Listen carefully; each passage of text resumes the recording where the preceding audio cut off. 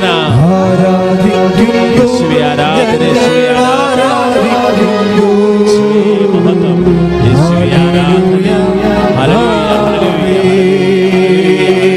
Hallelujah. പരിശുദ്ധമ്മയുടെ പ്രത്യക്ഷീകരണ പ്രാർത്ഥന. പ്രത്യക്ഷപ്പെട്ട് എന്നെ അടുത്ത് നിൽക്കുന്നു എന്നുള്ള ബോധ്യത്തിൽ കർത്താവിൻ്റെ സാന്നിധ്യത്തിൽ നമുക്ക് ഏറ്റുചൊല്ലാം.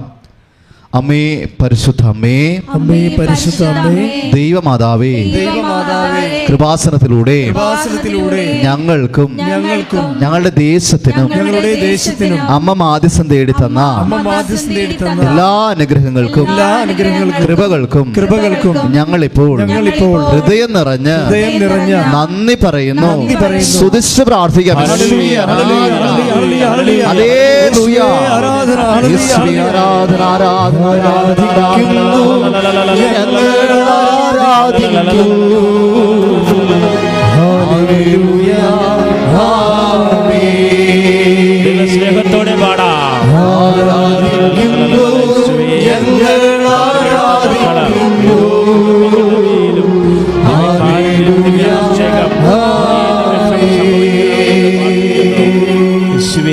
അമ്മേ പരിശുദ്ധ അമ്മേ, അമ്മേ പരിശുദ്ധ അമ്മേ, ദൈവമാതാവേ, ദൈവമാതാവേ, 2004 ഡിസംബർ 7-ാം തീയതി ഉച്ച കഴിഞ്ഞ് 2:30 കൃപാസനത്തിൽ സംഭവിച്ച അമ്മയുടെ പ്രത്യക്ഷപ്പെടലിനെ കുറിച്ച് തിരുസഭയ്ക്ക് സമർപ്പിച്ചിരിക്കുന്ന പഠനരേഖകളുടെ വസ്തുനിഷ്ഠവും ദൈവശാസ്ത്ര വിധി പ്രകാരമുള്ളതുമായ അന്വേഷണ പഠനങ്ങൾ നടത്തി ആ പ്രത്യക്ഷപ്പെടലിലൂടെ പ്രകടമായ ദൈവമാതാവിന്റെ പ്രത്യേക കരുതലും സംരക്ഷണവും വെളിപ്പെടുത്തുന്ന പീഡിതരുടെ ആശ്വാസവും പ്രവാചകന്മാരുടെ രാജ്ഞിയും വാഗ്ദാനത്തിന്റെ പേടകവും പ്രപഞ്ച പ്രകൃതിയുടെ മാതാവുമായ പരിശുദ്ധ അമ്മയുടെ തിരുസഭയിൽ കൂടുതൽ പ്രചരിച്ച് ജീവിതത്തിന്റെ ദുരന്ത അവസ്ഥകളിൽ അകപ്പെട്ട് കഴിയുന്ന അനേകായിരം മക്കൾക്ക് ദൈവത്തിന്റെ സാന്നിധ്യവും സന്ധിപ്പും കൂടുതൽ അനുഭവിക്കുക വഴി ആത്മീയ വിശുദ്ധിയും ദൈവശക്തിയും കൈവരിക്കുവാൻ ഞങ്ങളുടെ കുടുംബങ്ങളെ ഇടയാക്കണമേ. സ്തുതിച്ച് പ്രാർത്ഥിക്കാം.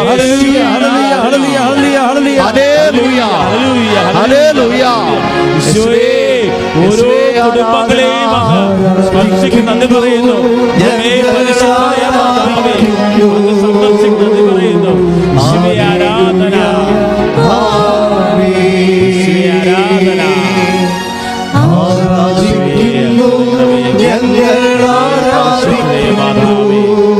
അത്ഭുതകരമായ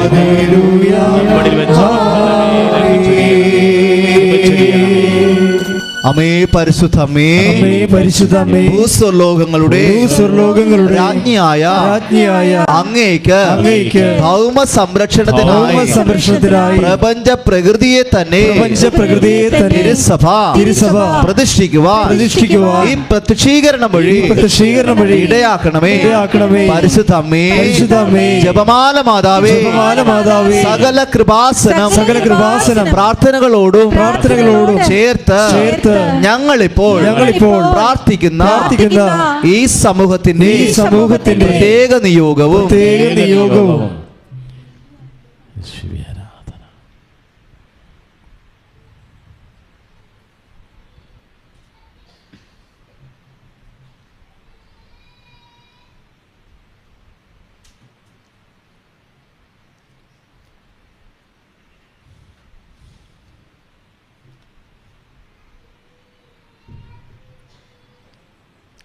ഏറ്റുചൊല്ലി പ്രാർത്ഥിക്കാം. അമ്മയുടെ പ്രത്യക്ഷീകരണത്തിന്റെ ഈ അനുഗ്രഹവേളയിൽ ഞങ്ങൾക്ക് സാധിച്ചു തരുവാൻ കനിയണമേ. ആമേൻ. സ്തുതിച്ച് പ്രാർത്ഥിക്കുന്നു.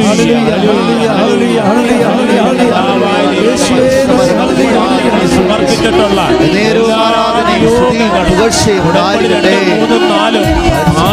തവണകൾ പുതുക്കി സമർപ്പിച്ച നിയോഗങ്ങളുടെ ഓൺലൈൻ ആയിരുന്നുകൊണ്ട്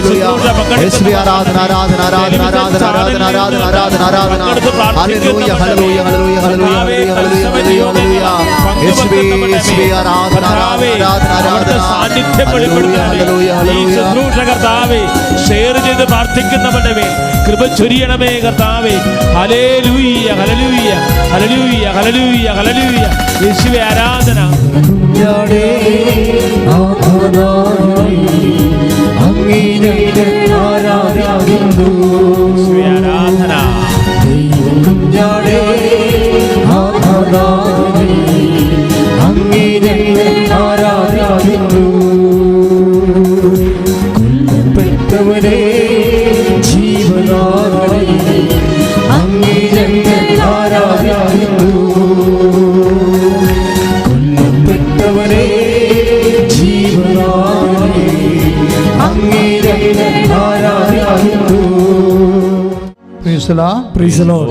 പ്രാർത്ഥിക്കുക. കർത്താവായ ദൈവമേ, ഈ ആരാധനയിലെ എന്റെ കൈകൊണ്ട് അങ്ങയെ തൊടാൻ എന്റെ ഹൃദയം കൊണ്ട് അങ്ങയെ അനുഭവിക്കുവാൻ എന്റെ അന്തരംഗങ്ങളെ ആശീർവദിക്കണമേ, അഭിഷേകം ചെയ്യണമേ. ശ്രദ്ധിക്കട്ടെ. യേശുവേ ആരാധന. ഹല്ലേലൂയ യേശുവേ ആരാധന. ഹല്ലേലൂയ ഹല്ലേലൂയ ഹല്ലേലൂയ ഹല്ലേലൂയ.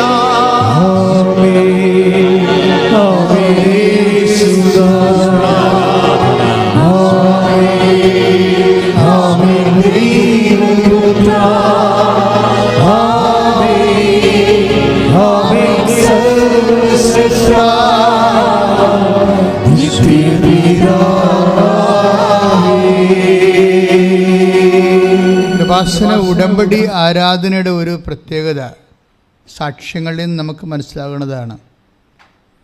അതായത് ഉടമ്പടി ആരാധന ഓൺലൈനിൽ കൂടിയാലും അതുപോലെ തന്നെ പഴയ ആരാധനകൾ എടുത്തു കൂടിയാലും ഒക്കെ അതിലൂടെ ദൈവം നമ്മളോട് ആത്മാർത്ഥമായിട്ട് ദൈവത്തെ തേടുന്നവർക്ക് ദൈവം എക്കാലങ്ങളിലും സമീപസ്ഥനാണ്. സങ്കീർത്തകൻ്റെ ആഴമായ ദൈവാനുഭവമാണ്.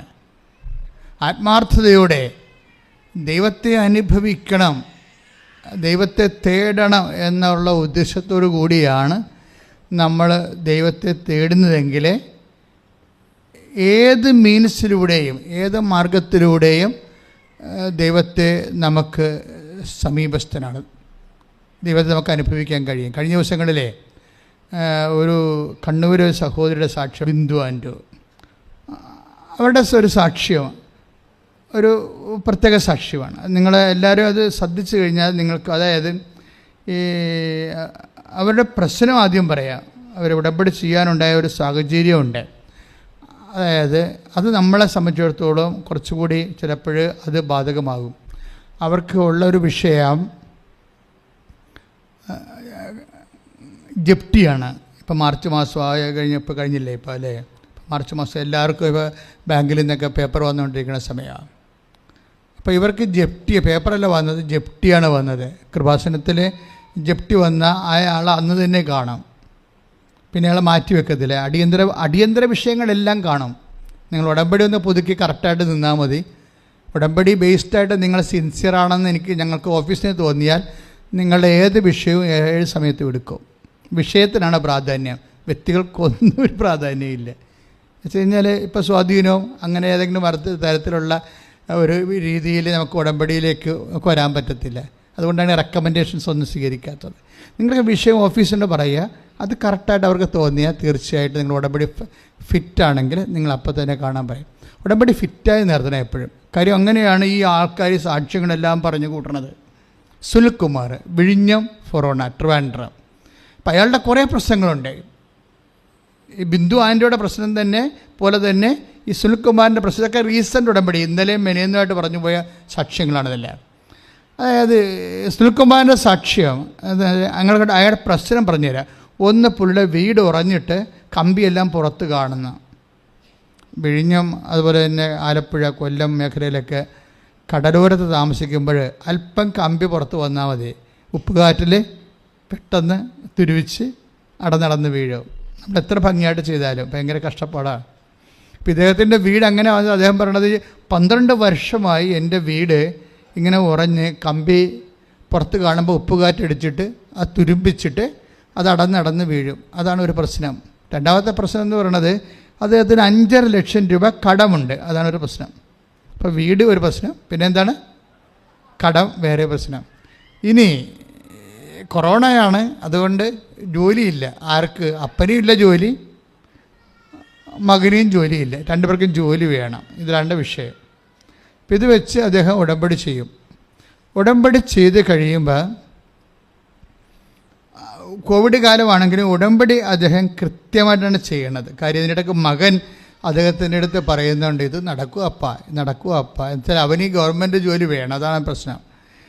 അപ്പോൾ അതേ സമയത്ത് അതുകൊണ്ട് തന്നെ അപ്പോഴും അപ്പൻ പറയും, നീ ഇത് കൃത്യമായിട്ട് എൻ്റെ കൂടെ ഒന്ന് കൂട്, അമ്മ ഇത് നിനക്ക് ചെയ്തു തരും. അപ്പോൾ നമ്മളെ സംബന്ധിച്ചിടത്തോളം സ്വത്തെന്ന് പറഞ്ഞാൽ, ഈ സുനിൽകുമാറിൻ്റെ സ്വത്തെന്ന് പറഞ്ഞാൽ എന്താണ്? വിശ്വാസമാണ് അയാളുടെ സ്വത്ത്.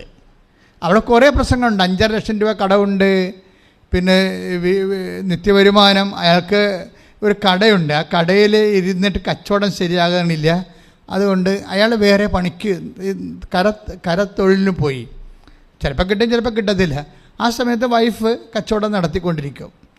അപ്പോൾ ഇങ്ങനെ ഒരു സാധാരണ കുടുംബം, പക്ഷേ സകലവിധ പ്രശ്നങ്ങളൊരു കുടുംബമാണ്. പക്ഷേ എനിക്ക് ആ സാക്ഷ്യം കേട്ടപ്പോൾ തോന്നിയത്, സുനിൽകുമാർ ആ സാക്ഷ്യത്തിനോട്, ആ ഉടമ്പടിയോട് പക്ക പെർഫെക്റ്റായിട്ട് ഫിഡേലാണ്. പുള്ളി ഭയങ്കര ഫിഡേലാണ്. വെച്ചാൽ കൃത്യമായിട്ട് അത് ഉടമ്പടി വിഷയങ്ങൾ കൃത്യമായി തൻ്റെ ജീവിതത്തിൽ ദൈവം നടത്തുമെന്ന് അദ്ദേഹം പൂർണ്ണമായിട്ട് വിശ്വസിച്ചുകൊണ്ട് കൃത്യമായിട്ട് ഉടമ്പടി ചെയ്യും. ആ സമയത്ത് ചില ആൾക്കാരുടെ പ്രത്യക്ഷയുടെ പ്രാർത്ഥനയുടെ സമയം തെറ്റിപ്പോവും, ചിലർ പത്രത്തിൻ്റെ പ്രവർത്തനം ചെയ്യാൻ വൈകും.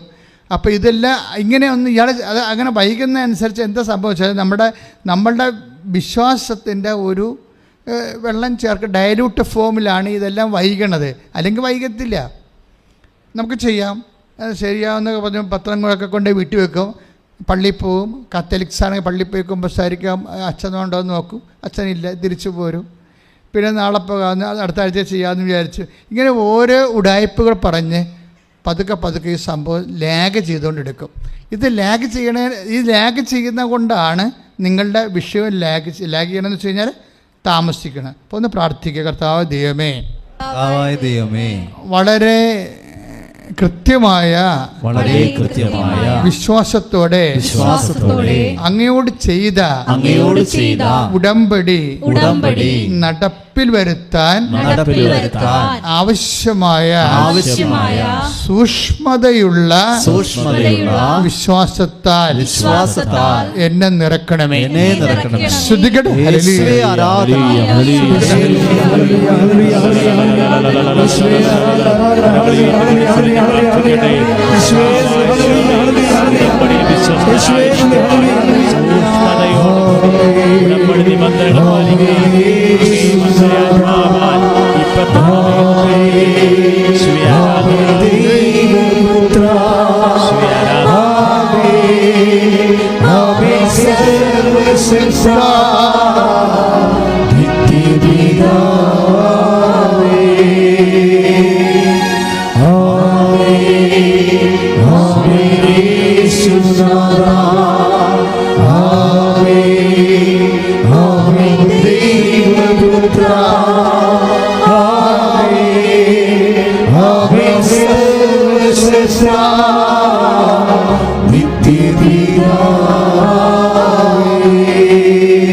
പരിശുദ്ധ പരമദിവ്യകാരുണ്യത്തിന്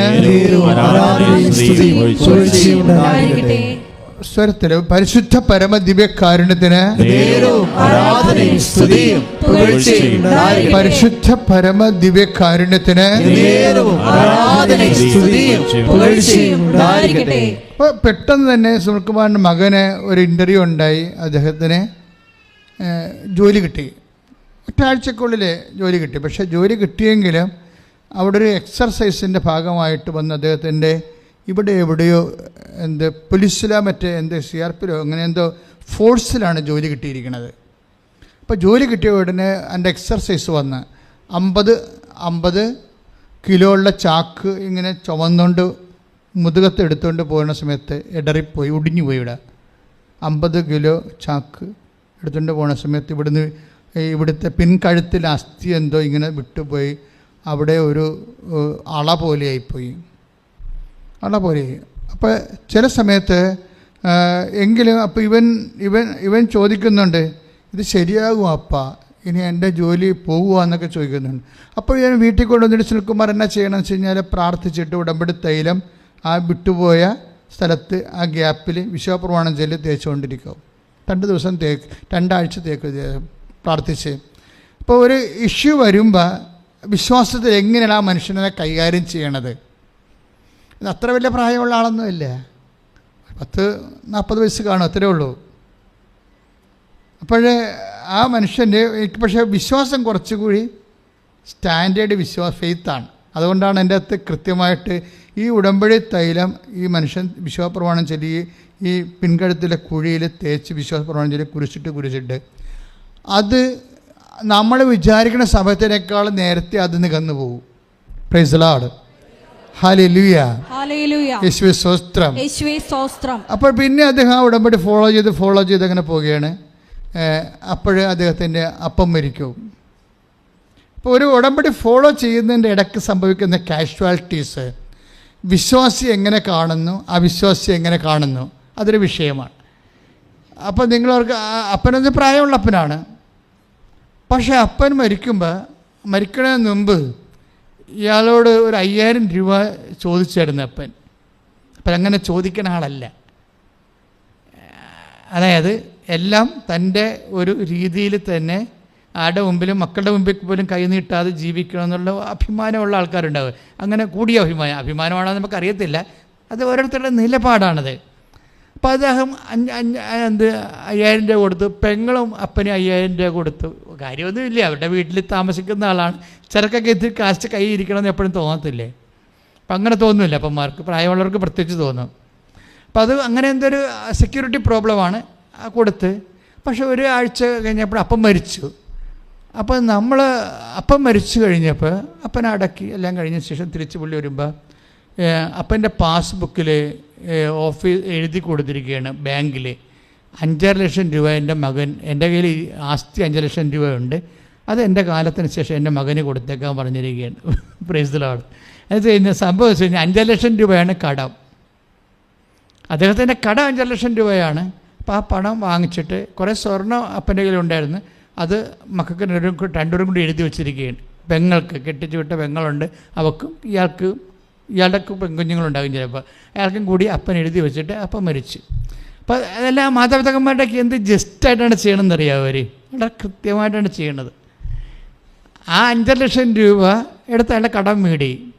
ഇതെല്ലാം നടക്കുന്നത് ഒരു 3 മാസത്തിനുള്ളിലാണ് ഇതെല്ലാം നടക്കുന്നത്. പക്ഷെ അതല്ല, ഒരു മകൻ്റെ അപകടം, അപ്പൻ്റെ മരിപ്പ്, ഇങ്ങനെയുള്ള കാലാവസ്ഥ ഭേദങ്ങൾ. ഇവിടുത്തെ മെയിൻ പ്രശ്നം എന്താണ്? കാലാവസ്ഥ ഭേദമല്ലേ. ഇപ്പം നമ്മളിപ്പോൾ ഗ്ലോബൽ വാർമിംഗ് എന്നും പറഞ്ഞ് അനുഭവിക്കുന്നത് എന്താണ്? Global warming. അതാണല്ല പൊതുവായിട്ട് തോന്നുമ്പോഴൊക്കെ മഴ പെയ്യണത്. ഒക്കിയൊക്കെ വന്നത് അങ്ങനെയല്ലേ. ഭൂമി ചൂട് പിടിക്കുന്ന കൊണ്ടാണ് ഗ്ലോബൽ വാർമിംഗ്. അപ്പോൾ എന്നാ സംഭവിക്കുന്നത്? ക്ലൈമറ്റ് ചേഞ്ച്, കാലാവസ്ഥ ഭേദങ്ങൾ വരും. അതുകൊണ്ട് തോന്നുമ്പോൾ കടൽ കയറും, തോന്നുമ്പോൾ പ്രളയം ഉണ്ടാകും. ഇങ്ങനെ നമുക്ക് ഒരു സെക്യൂരിറ്റി പോകുന്ന അവസ്ഥ. സെക്യൂരിറ്റി പോകുമ്പോഴും എപ്പോഴും നമ്മൾ ഇതുപോലെ ജീവിതത്തിലും ഉണ്ടാവും. കൃപാസനം മാതാവ് കാലാവസ്ഥ ഭേദത്തിൻ്റെ മാതാവാണ്. അതിപ്പോൾ നിങ്ങളറിയാം, കാലാവസ്ഥ ഭേദം, ക്ലൈമറ്റ് ചേഞ്ച്, ലൈഫിൽ ക്ലൈമറ്റ് ചേഞ്ച് വരുമ്പോൾ എന്തുകൊണ്ടാണ് കാലാവസ്ഥ ഭേദത്തിൻ്റെ മാതാവാണെന്ന് പറയാൻ കാരണം, 2004 അമ്മ പ്രത്യക്ഷപ്പെട്ടത് ഇവിടെ തന്നെ. ഞാൻ അന്ന് ഇവിടെ തന്നെ നിൽക്കുകയായിരുന്നു. കർത്താവ് എൻ്റെ കൂടെ മുമ്പിലിരിക്കുന്നുണ്ട്. ആരാധന നടക്കുന്ന സമയമാണ് ഇതുപോലെ. ഇത്രയും ആളൊന്നും ഇല്ലായിരുന്നു അന്ന്. 12,000 ആളെ ഹോളെ, അന്ന് ഹോളേ ഉള്ളൂ നമ്മൾക്ക്. ഇതൊന്നും ഇല്ലായിരുന്നു. ഇതൊന്നും സിറ്റുവേഷൻ പിന്നീട് വന്നതാണ്. ഇവിടെയൊക്കെ ആൾക്കാർ താമസിക്കുകയായിരുന്നു, വേറെ ആൾക്കാർ. അവർ നമുക്ക് വിലക്ക് തന്നിട്ടാണ് ഇതൊക്കെ ഇങ്ങനെ നമുക്ക് കിട്ടിയത്. അപ്പോഴേ ഇത് ഈ ഹോളിൽ നടക്കുന്ന സമയത്ത് അമ്മ പ്രത്യക്ഷപ്പെട്ടിരിക്കണം. കൈ നെഞ്ചത്തൊരു ക്ലോക്ക് ഇരിക്കുന്ന 10-8 സൂചി കാണിക്കണം. എന്തോ അപകടം ദുരന്തം ഉണ്ടാകാൻ പോകണം, പ്രാർത്ഥിക്കണമെന്ന് ഞാൻ ഓൺ ദി സ്പോട്ടിൽ മെസ്സേജ് പറയും. പറഞ്ഞു കഴിഞ്ഞതിന് ശേഷം അപ്പോൾ അന്ന് കണ്ട മാതാവ് എന്താ? സിൽവർ ഗ്രേയിലെ മാതാവാണ്. കലുഷിതമായ മേഘവിധാനത്തിൽ നിൽക്കണ ഈ അമ്മയുടെ കളർ കണ്ടില്ലേ? സിൽവർ ഗ്രേ ആണിത്. ഇത് ശരിക്കും പറഞ്ഞാൽ സുനാമി അമ്മ ദുരന്തമുണ്ടാകണമെന്ന് അമ്മ പറഞ്ഞതിന് അത് അമ്മ ഡിസംബർ 7-ാം തീയതിയാണ് പ്രത്യക്ഷപ്പെട്ടിട്ട് മെസ്സേജ് പറഞ്ഞത്. പക്ഷേ അതിനുശേഷം ഈ ഡിസംബർ 26 സുനാമി വരണത്. സുനാമിയുടെ 2ാമത്തെ തിരയും കഴിഞ്ഞിട്ട് 3ാമത്തെ തിരയ്ക്ക് ഞാൻ കടലറ്റത്ത് നിൽക്കുന്നുണ്ട്. പട്ടാകാലമ്പോൾ ആളാണ്. ഒത്തിരി ആൾക്കാർ വീട്, സ്ഥലം, കോഴി, പശുവിനെയൊക്കെ എടുത്തുകൊണ്ട് ഓട്ടോറിക്ഷയിലൊക്കെ ഓടുന്നുണ്ട്. ഈ ജനം നാട് വിട്ടു പോകുന്നൊരു കാഴ്ച കാണുന്നത് ഭയങ്കര ആദ്യമായിട്ട് നമുക്ക് കാണുന്നത്. യുദ്ധം ഉണ്ടാകുന്നതിനേക്കാളും യുദ്ധം ഉണ്ടായ എവിടെയെങ്കിലും എടുത്ത് മിസൈൽ വീഴുമെന്നല്ലേ ഉള്ളൂ. കടൽ കയറണം അങ്ങനെയല്ലല്ല, മൊത്തം അങ്ങോട്ട് കയറുകയല്ലേ, എല്ലാ ജില്ല ബേസ് കയറി പോവുകയല്ലേ. അപ്പോൾ ഈ മൊത്തം ഈ തീരദേശം ഇങ്ങനെ ജീവനും കൊണ്ട് ഓടുന്നൊരു കാഴ്ച ഞാൻ എൻ്റെ കണ്ണുകൊണ്ട് കണ്ടതാണ്. അപ്പോൾ ഞാൻ ഓടാനൊന്നും പോയില്ല. ഞാൻ ഇടയ്ക്കൊക്കെ അത് ആ അനുഭവസാക്ഷി ഇടയ്ക്ക് പറയാറുണ്ട്. പോകാതെ കന്യാസ്ത്രീമാരവിടെ ഈ 10,000-2,000 ആൾക്കാരിങ്ങനെ നിൽക്കുന്ന സമയത്ത് ഈ അതിൻ്റെ കൂടെ നിൽക്കുന്ന ഈ മദർ തെരേസയുടെ കുറച്ച് കന്യാസ്ത്രീമാരുണ്ടായിരുന്നു, എൻ്റെ മഠത്തിൽ നിന്ന് വന്നവരായിരുന്നു. അപ്പോൾ അവർ വന്നപ്പോൾ അവരോട് പരിചയം ഉണ്ടാകാൻ ഞാൻ അവരോട് പറഞ്ഞൊക്കെ പോയി പ്രാർത്ഥിക്കാമെന്ന് പറഞ്ഞു. ഈ 3ാമത്തെ ഇത് സാധനം വന്ന് കയറിയ വീടെല്ലാം നാട്ടുകാരെല്ലാം ഒഴുകിപ്പോയി മരിച്ചു പോകും. കാണത്തുകൂടിയില്ല, എവിടെ പോകണമെന്ന് പോലും അറിയാൻ പറ്റത്തില്ല. ആന്ധ്രയിൽ മരിച്ചൊരു ആലപ്പുഴ അടിഞ്ഞു അന്നത്തെ കാലത്ത്, ആളറിയാൻ പാടില്ലാതെ അവർക്കറിയത്തില്ലേ, അവർ എഴുതിക്കൂട്ടിപ്പോയി. അപ്പോൾ ഇതാണ്, എന്തെങ്കിലും സംഭവിച്ച ആരുമില്ലേ, അതെപ്പോഴും നമ്മൾ ഓർത്ത് ജീവിക്കണം. നമുക്ക് ആരോ ഉണ്ട്, എന്തോ ഉണ്ടെന്നൊക്കെ പറയുന്നത് വെറുതെ ഒരു സ്വപ്നം പോലെ ഉള്ള ഒരു സെക്യൂരിറ്റിയാണ്. ദൈവം മാത്രമേ നമ്മുടെ കൂടെയുള്ളൂ. ശ്രുതികട്ടെ ഹല്ലേലൂയ.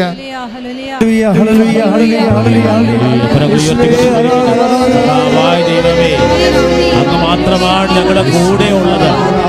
ആ വലിയ ബോധ്യത്തിലൂടെ ഈ ഉടമ്പടി ധ്യാനത്തിൽ ഞങ്ങൾ നയിക്കുന്നതെന്ന് പറയുന്നു. അങ്ങയുടെ സാന്നിധ്യം ഉറപ്പുവരുത്താന്ന് പറയുന്നു. ആരാധന, ആരാധന, ആരാധന.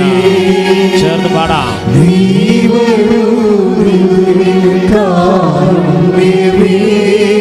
ആരാധന.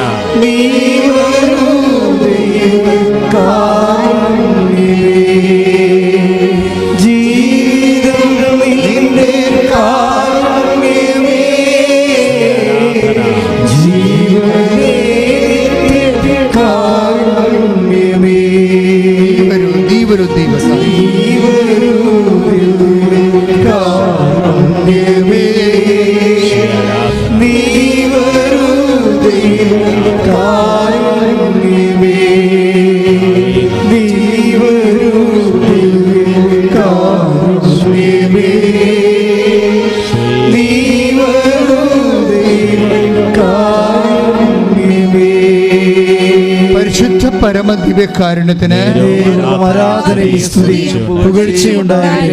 നെഞ്ചത്ത് കൈവച്ച് പ്രാർത്ഥിക്കുക. കർത്താവായ ദൈവമേ, ഉടമ്പടിയുടെ ഉൾക്കാമ്പുകള് ഉൾക്കാഴ്ചകള് ഞങ്ങൾക്ക് അഭിഷേകമായി ആന്തരിക ബോധ്യം നൽകണമേ.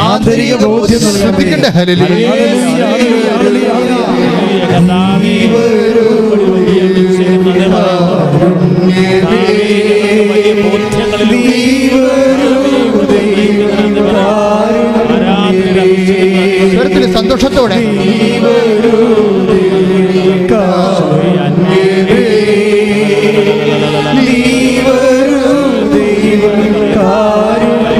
ശ്രദ്ധിക്കട്ടെ, ഭാഷാപരത്തോടെ ഭാഷാപരത്തോടെ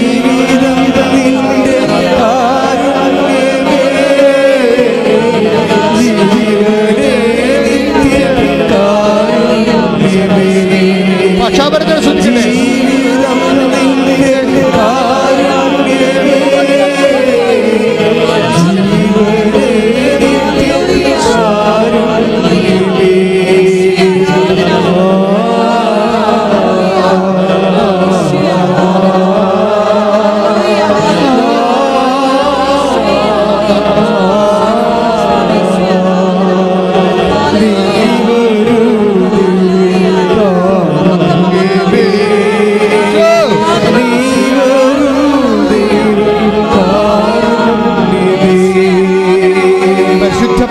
ദിവ്യകാരുണ്യത്തിന് ആരാധനയും സ്തുതിയും പുകഴ്ചയും ഉണ്ടായിരിക്കട്ടെ. ഓൺലൈനിലുള്ളവരും പ്രാർത്ഥിക്കുക, നിങ്ങളും പ്രാർത്ഥിക്കുക. കർത്താവായ ദൈവമേ, അങ്ങേ സ്നേഹിക്കുവാൻ ഈ നിമിഷം നൽകിയതിനെ ഓർത്ത് നന്ദി പറയുന്നു. കർത്താവേ, അങ്ങയുടെ ഹൃദയത്തെ സ്പർശിക്കുന്ന വിധത്തില് ഞങ്ങൾക്ക് വചനം നൽകണമേ, പ്രാർത്ഥന നൽകണമേ.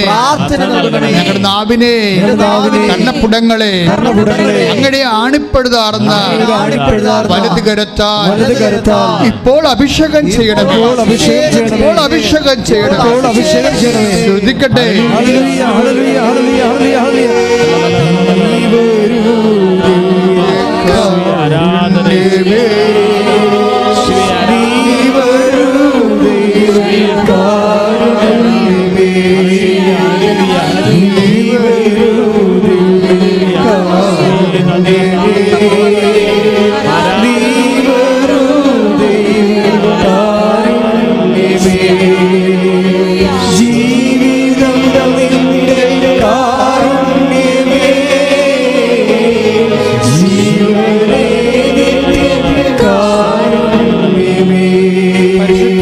ദിവ്യകാരുണ്യത്തിന് ആരാധനയും സ്തുതിയും പുകഴ്ചയും ഉണ്ടായിരിക്കട്ടെ. അപ്പൊ സുനിൽകുമാറിന്റെ ഫെയ്ത്തിന്റെ ഘടന എപ്പോഴും നമ്മൾ ശ്രദ്ധിക്കേണ്ടത്, അച്ഛനും ഓരോ സാക്ഷ്യം ഒരു ടൈപ്പ് സാക്ഷ്യങ്ങളാണ് അവതരിപ്പിക്കുന്നത്. എല്ലാ സാക്ഷ്യങ്ങളും ചിലപ്പോൾ എടുക്കുന്നത് ഉടമ്പടി കണ്ടന്റുകളുള്ള സാക്ഷ്യങ്ങളാണ് ഞാൻ സാധാരണ എൻ്റെ ശ്രദ്ധയിൽപ്പെടുന്നത്. അപ്പോൾ സുനിൽകുമാർ തൻ്റെ ജീവിത തകർച്ചയ്ക്ക് പ്രയോഗിച്ചിരിക്കുന്ന ഫെയ്ത്തിൻ്റെ ഘടന എന്താണ് ഘടന? അതായത് ഫെയ്ത്ത് തന്നെ നമുക്കറിയാമല്ലോ, വിശ്വാസം പലതരത്തിലുണ്ട്. അപ്പോൾ ഇപ്പം തന്നെ മരങ്ങളില്ലേ, പലതരത്തിലില്ലേ. ഇപ്പം ചിലപ്പോൾ ആഞ്ഞിലിയാണെങ്കിൽ വെള്ളം കൂടും ഇല്ലേ, ഇട്ടിക്ക് വെള്ളം ഉണ്ടാകത്തില്ല. തെങ്ങിനാണെങ്കിൽ മുറിച്ച് കഴിഞ്ഞാൽ നടുക്ക് ചോറായിരിക്കും അല്ലേ. ഇതുപോലെ വിശ്വാസവും നമ്മൾ അതിൻ്റെ പരിച്ഛേദം എടുത്തു കഴിയുമ്പോൾ ചില വിശ്വാസം പുറമേ നല്ല കാതലായിരിക്കും, പക്ഷെ അകത്ത് ചോറായിരിക്കും. അതാണ് വിഷയം വേണ്ടത്. ഇത് മുഴുവൻ കാതലായിരിക്കണം വിശ്വാസത്തിലെ. അതിന് കാഷ്വാലിറ്റി ഇടയ്ക്കൊക്കെ ഉണ്ടാവും. വിശ്വാസം ട്രെയിൻ ചെയ്യാൻ വേണ്ടി ഇടയ്ക്കിടയ്ക്ക് ഇതുപോലെ ഉണ്ടാവും. മകൻ്റെ കഴുത്തൊടിഞ്ഞു, പിന്നെ അത് കഴിഞ്ഞപ്പോൾ അപ്പം മരിച്ചു, പക്ഷേ ആ മനുഷ്യൻ്റെ വിശ്വാസം മരിക്കണില്ല. വിശ്വാസം അതേ സ്റ്റൈലിൽ തന്നെ കൊണ്ടുപോകുന്നു. പക്ഷേ ഇതിൻ്റെ അവസാനം ഇദ്ദേഹം തിരിച്ചറിയും. എന്താണ്? എല്ലാ തരത്തിലൂടെയും ദൈവം അദ്ദേഹത്തിനെ പരിപാലിച്ചു കൊണ്ടിരിക്കും. ദൈവത്തിന് മാറ്റമില്ല. കഴിഞ്ഞ ദിവസങ്ങളിലെ ആലപ്പുഴക്കാരൻ ഒരു ജോബി ജോർജ് ഒരു സാക്ഷ്യം പറഞ്ഞ്, അപ്പോൾ ജോബി ജോർജിൻ്റെ സാക്ഷ്യത്തിൻ്റെ ഘടന പറഞ്ഞു തരാം. അപ്പോൾ അദ്ദേഹം ഒരു 6 വർഷം മുമ്പ് ഉടമ്പടിക്ക് മുമ്പ്, ഉടമ്പടി ഉണ്ടാകുന്നത് 16-ലാണ്, അതൊക്കെ മുമ്പ് അദ്ദേഹം ഇവിടെ കൗൺസിലിങ്ങിനൊക്കെ വരുമായിരുന്നു. അപ്പോൾ അദ്ദേഹത്തിന് ഒരു സ്ഥലം എടുക്കണം. അപ്പോൾ അദ്ദേഹം പണ്ട് കാറ്റഗിസം ടീച്ചറൊക്കെ ആയിരുന്നു, പിന്നീട് ഗൾഫിൽ പോയി എൻജിനീയറാണ്. നമ്മുടെ ഈ സ്ഥാപനം ഈ നിത്യാരാധന ചെയ്തിരിക്കുന്ന പുള്ളിയാണ്. പുള്ളി അന്ന് എൻജിനീയറിംഗ് ആയിട്ട് കോളേജിൽ നിന്ന് പുറത്തിറങ്ങിയേ ഉള്ളൂ. അപ്പോൾ എനിക്ക് അദ്ദേഹത്തിന് അറിയാവുന്നതുകൊണ്ട് ഞാൻ നീ വർക്ക് ചെയ്യാൻ പറഞ്ഞായിരുന്നു അന്ന്. അപ്പോൾ അദ്ദേഹം പിന്നീട് ഒരു സ്ഥലമെടുക്കാൻ പോയപ്പോൾ എന്നോട് വന്ന് ചോദിച്ചു, ഈ സ്ഥലം എടുക്കാൻ പറ്റുമോ, എനിക്കവിടെ വീട് വെക്കാനാണെന്ന് പറഞ്ഞു. അപ്പം ഞങ്ങൾ പ്രാർത്ഥിച്ച് രണ്ടും കൂടി ഇരുന്ന് പ്രാർത്ഥിച്ച് മെസ്സേജ് എടുത്തു കഴിഞ്ഞപ്പോൾ ഞാൻ പറഞ്ഞു, വീട് വെക്കുന്നത് സെക്കൻഡ് കേസാണ്, നീ സ്ഥലം എടുക്കാൻ പറഞ്ഞ്. വീട് വെക്കണത് സെക്കൻഡ് കേസ്. നമ്മളൊരു ദൈവ പൈതലാണെങ്കിൽ ദൈവത്തെ ആശ്രയിച്ച് മാത്രമേ ജീവിക്കത്തുള്ളൂ. ദൈവം തന്നാൽ തിന്നും, അല്ലെങ്കിൽ പട്ടിണി ഇരിക്കുമെന്ന് പറഞ്ഞ ആൾക്കാരില്ലേ. ചിലരുടെയൊക്കെ ഒരു നിലപാടാണ്. വിശ്വാസം എന്ന് പറയുന്നത് ബേസിക്കായിട്ടൊരു നിലപാടാണ്. ദൈവം തന്നാൽ തിന്നും, അല്ലെങ്കിൽ പട്ടിണി ഇരിക്കും. ചില ആൾക്കാർ ദൈവം തന്നില്ലെങ്കിൽ സത്താം വർഷിപ്പിലാണെങ്കിലും പോയി കാര്യം സഹിക്കാൻ വേണ്ടി ഇരിക്കുന്ന ആൾക്കാരുണ്ട്. ഇല്ല, അതാണ് എപ്പോഴും നിങ്ങളുടെ വിശ്വാസം അതായത് നിങ്ങളുടെ കറക്റ്റ് ആൾക്കാരാണ്, അകത്ത് ചോറാണ് എന്നൊക്കെ ദൈവം പരിശോധിക്കും. അതെപ്പോഴും ഈ പരിശോധന എപ്പോഴും പറയണത് അത്ര സുഖമുള്ള ഒരു ഫോർമാറ്റിലല്ല. ഇപ്പം അയാൾക്കിടെ കഴുത്തൊടിഞ്ഞില്ലേ അല്ലേ, മകൻ അപ്പം മരിച്ചില്ലേ. അപ്പം പരിശോധനകൾ വരണത് എപ്പോഴും നമ്മൾ ശ്രദ്ധിക്കണം, നമ്മുടെ കാതലാണോ അത് ചോറാണോ ഈ മരത്തിനെ ഉള്ളത്. നിങ്ങളുടെ നാട്ടിലൊക്കെ എന്താ പറയുന്നത്, ആലപ്പുഴത്തെ ഭാഷയിൽ ഞാൻ പറയണത് ചോറെന്ന് പറഞ്ഞു കഴിഞ്ഞാൽ ഈ തെങ്ങിൻ്റെ അകത്തിരിക്കുന്ന ബലമില്ലാത്ത മൂക്കാത്ത അവസ്ഥക്കാണ് ചോറ്. ആഞ്ഞിരിക്ക് വെള്ള എന്ന് പറയും. പിന്നെ വെള്ള എന്ന് എല്ലാവരും പറയുന്നുണ്ട് അല്ലേ, ആഞ്ഞില്ല വെള്ള അച്ചക്ക് ഉച്ചൂത്തി പോവത് കുറച്ച് കഴിയുമ്പോൾ അത് ഉച്ചൂത്തിപ്പോകും. അത് അപ്പോൾ വിശ്വാസത്തിൽ ഉച്ചകൂത്തുന്ന ഭാഗങ്ങളുണ്ടെങ്കിൽ ദൈവം ചെയ്യണത്, ദൈവം എപ്പോഴും ഇതിനെ ഉറപ്പിച്ച് നിർത്തി. എങ്ങനെയാണ് ദൈവം ഉറപ്പിക്കണത്? ദൈവം അതിനെ ആട്ടിയാണ് ഉറപ്പിക്കണത്. കാറ്റൊക്കെ വന്ന് പിടിച്ചിട്ട് അതിങ്ങനെ ആടി ആരിൻ്റെ ഫൈബറിലല്ല നിൽക്കണത്. ഇങ്ങനെ കുറേ നാൾ ആടിക്കഴിയുമ്പോൾ മുകളിലുള്ള ഫൈബറെല്ലാം ബലമുള്ളതായി മാറും. നമ്മളതിനെ ആരെന്നാണ് വിളിക്കണത്. ദൈവം അത് കറക്റ്റ് ഫൈബറാണ്. പക്ഷേ വെറുതെ ഫൈബർ ബലം പിടിച്ചിരിക്കത്തില്ല. അതിനെ ഇങ്ങനെ ഇടയ്ക്കിടയ്ക്ക് നമ്മൾ തെങ്ങ് നിന്ന് ആടാൻ കണ്ടിട്ടില്ലേ, കാറ്റൊക്കെ പിടിക്കുമ്പോൾ. അങ്ങനെ ഇതുപോലെ നമ്മുടെ വിശ്വാസവും ദൈവം ഇങ്ങനെ ഇടയ്ക്ക് ആട്ടിക്കൊണ്ടിരിക്കും. അപ്പോൾ ആട്ടുന്ന കാരണം പത്രോസ് എന്താ പറയണത്? നിങ്ങളുടെ വിശ്വാസം ഉറപ്പിക്കണമെന്ന് പറയും. എപ്പോഴും ഉറപ്പിക്കണമെന്ന് പറയണത് ഒരു വളരെ അപകടകരമായ സ്ഥലത്തിൽ നമ്മൾ പോകുമ്പോൾ നമ്മൾ ഉണർവോടുകൂടി വിശ്വാസം ഏറ്റു പറയുമ്പോഴാണ് വിശ്വാസം ഉറക്കണത്. ആ സമയത്ത് നിങ്ങൾ ഇപ്പോൾ എന്തെങ്കിലും ഒരു ഇഷ്യൂ ഉണ്ടായി, നിങ്ങൾക്ക് സങ്കടമായി, നിങ്ങൾ കുടുംബ പ്രാർത്ഥന മുടക്കി, അല്ലെങ്കിൽ കുർബാന മുടക്കി, പിന്നെ ദൈവമെന്ന് വിളിക്കുന്നത് ഞാൻ ദൈവം വിളിച്ചിട്ട് എൻ്റെ വിളിയൊന്നും കേൾക്കണില്ലല്ലോ എന്നൊക്കെ പറഞ്ഞിട്ട് നമ്മളിങ്ങനെ ദൈവത്തിന് സൈഡ് ലൈൻ ചെയ്യും. അപ്പോൾ അതോടുകൂടി എന്തെങ്കിലും ഇഷ്യൂ ഉണ്ടായി കഴിയുമ്പോൾ ഒന്നെങ്കിൽ നിങ്ങൾ ജയിക്കും, അല്ലെങ്കിൽ നിങ്ങൾ തോക്കും. അത് നിങ്ങളുടെ ജ്ഞാനം അനുസരിച്ചിരിക്കും. പിടികിട്ടില്ലേ? ഒരു ഇഷ്യൂ ഉണ്ടായി കഴിയുമ്പോൾ ഒന്നെങ്കിൽ നിങ്ങൾ തോക്കും. ഇപ്പോൾ അവന് വേണ്ടി, ഇപ്പോൾ സുനിൽകുമാറിന് വേണ്ടി പറയാമായിരുന്നു, എന്താണ്, എനിക്ക് ആപ്പിളൊരു മകനാണ് ഉള്ളത്, അവൻ്റെ കഴുത്തൊടിഞ്ഞല്ല എന്ന് വേണേൽ പറയാമായിരുന്നു. പക്ഷേ അത് പറയത്തില്ല. അയാളത് വിശ്വാസം പ്രഖ്യാപിക്കാനുള്ള ഒരു വകുപ്പാക്കി മാറ്റിക്കളയും. വിശ്വാസം വളരണത് ഇങ്ങനെയാണ്. വിശ്വാസം നമുക്ക് സംഭവിക്കുന്ന വിഷയങ്ങൾ വിശ്വാസം പ്രഖ്യാപിക്കാൻ വേണ്ടിയുള്ള ഒരു അവസരമാക്കി എടുക്കും. പ്രാർത്ഥിക്കുക. കർത്താവായ ദൈവമേ,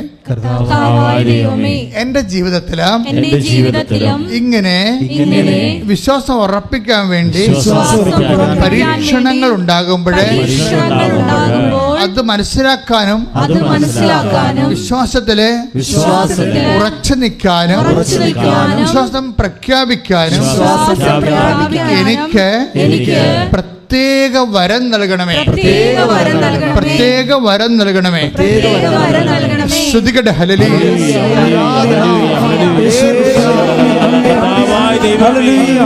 ജീവിതത്തിലുണ്ടാകുന്ന പരീക്ഷണ ഘട്ടങ്ങളില്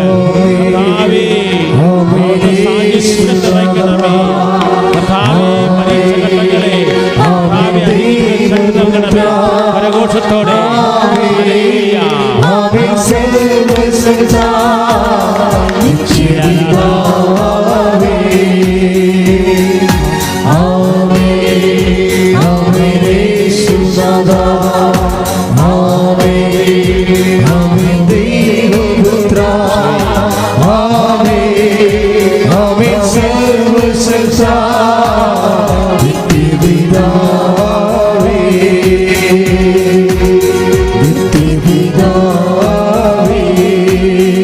പരിശുദ്ധ പരമ ദിവ്യകാരുണ്യത്തിന്.